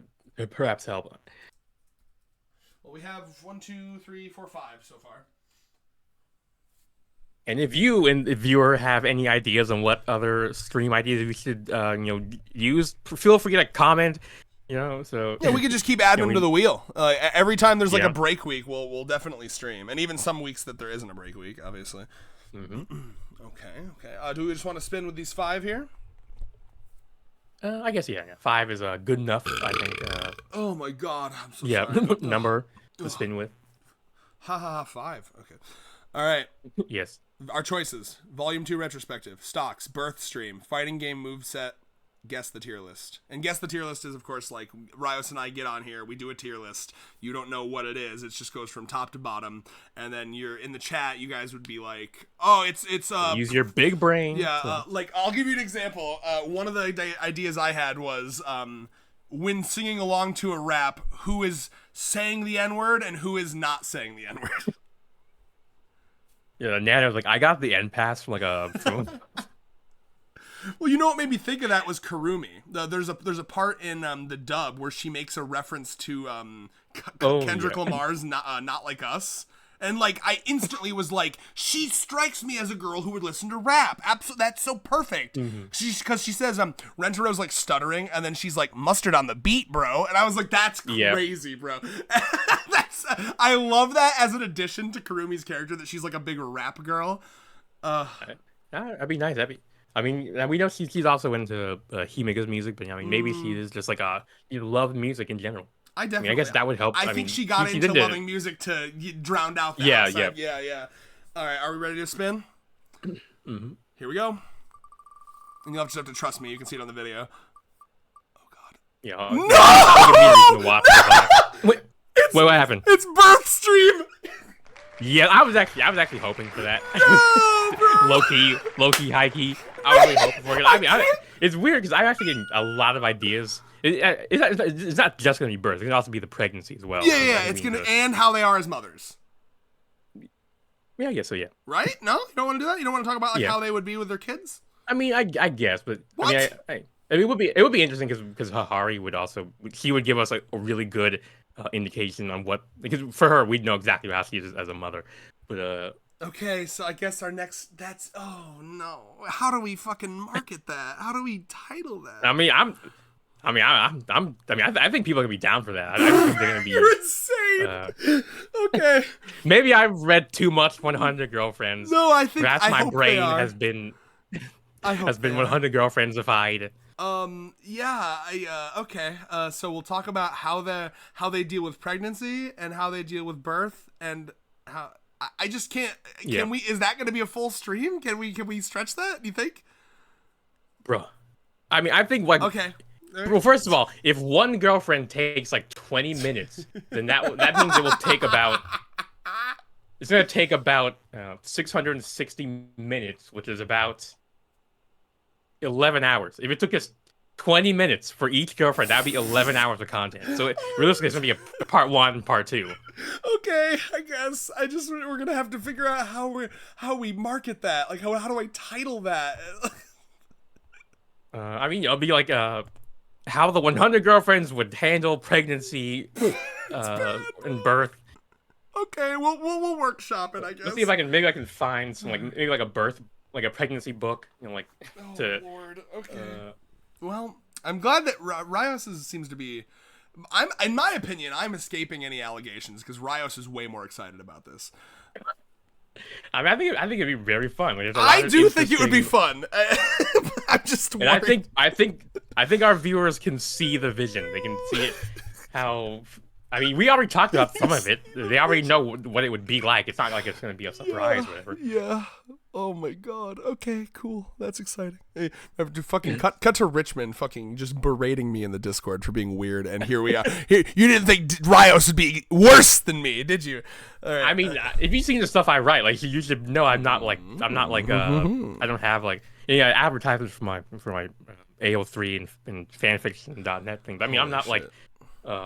Honestly, you haven't even seen me at my like full strength or whatever, because I haven't really had the chance to like go. Man. If go you crazy. guys knew some of the fanfic I've read, oh my god, there's some fanfic that involve birth, okay? And you know it. You see, Rios and I, we're on the same page. And this is why I genuinely, and I don't use this word lightly. No, I actually do. I do use this word very lightly. I say it all the time, but when I say it with you, it's stronger. I really do love this man. The ability to talk about fictional characters giving birth and for you to not think that's weird of me, I love that about you, man. I really do. I mean, I think it's more weird that people are so Let's weird go. about it. But, Let's go. And with that, Yeah. final thoughts. No, there has to be. Say something else, please. Skippity toilet. Yeah, like your birth in the toilet. I don't know. Oh, why? What do you mean? Did you just say birth in the toilet? Is that what you just said? Now I'm thinking about like, I don't even know. Which girlfriend would give birth? No. I thought, okay, I was thinking way worse, bro. I thought you were like some weird like abortion shit where you like fucking like, like I was thinking that like thing. Well, like afterbirth, like you. Which girlfriend would eat the afterbirth? Stop! Anyway. It has to end. Goodbye. I'm so sorry. Genuinely, this was unhinged. But I hope you enjoyed. I'm so sorry. I'm so sorry. This is the brand. This is a Chaos Squared brand. We've gone. It's weird that I'm the one being, for once, I'm the one being the chaotic. We've gone too far. We've gone too far. We took it too far.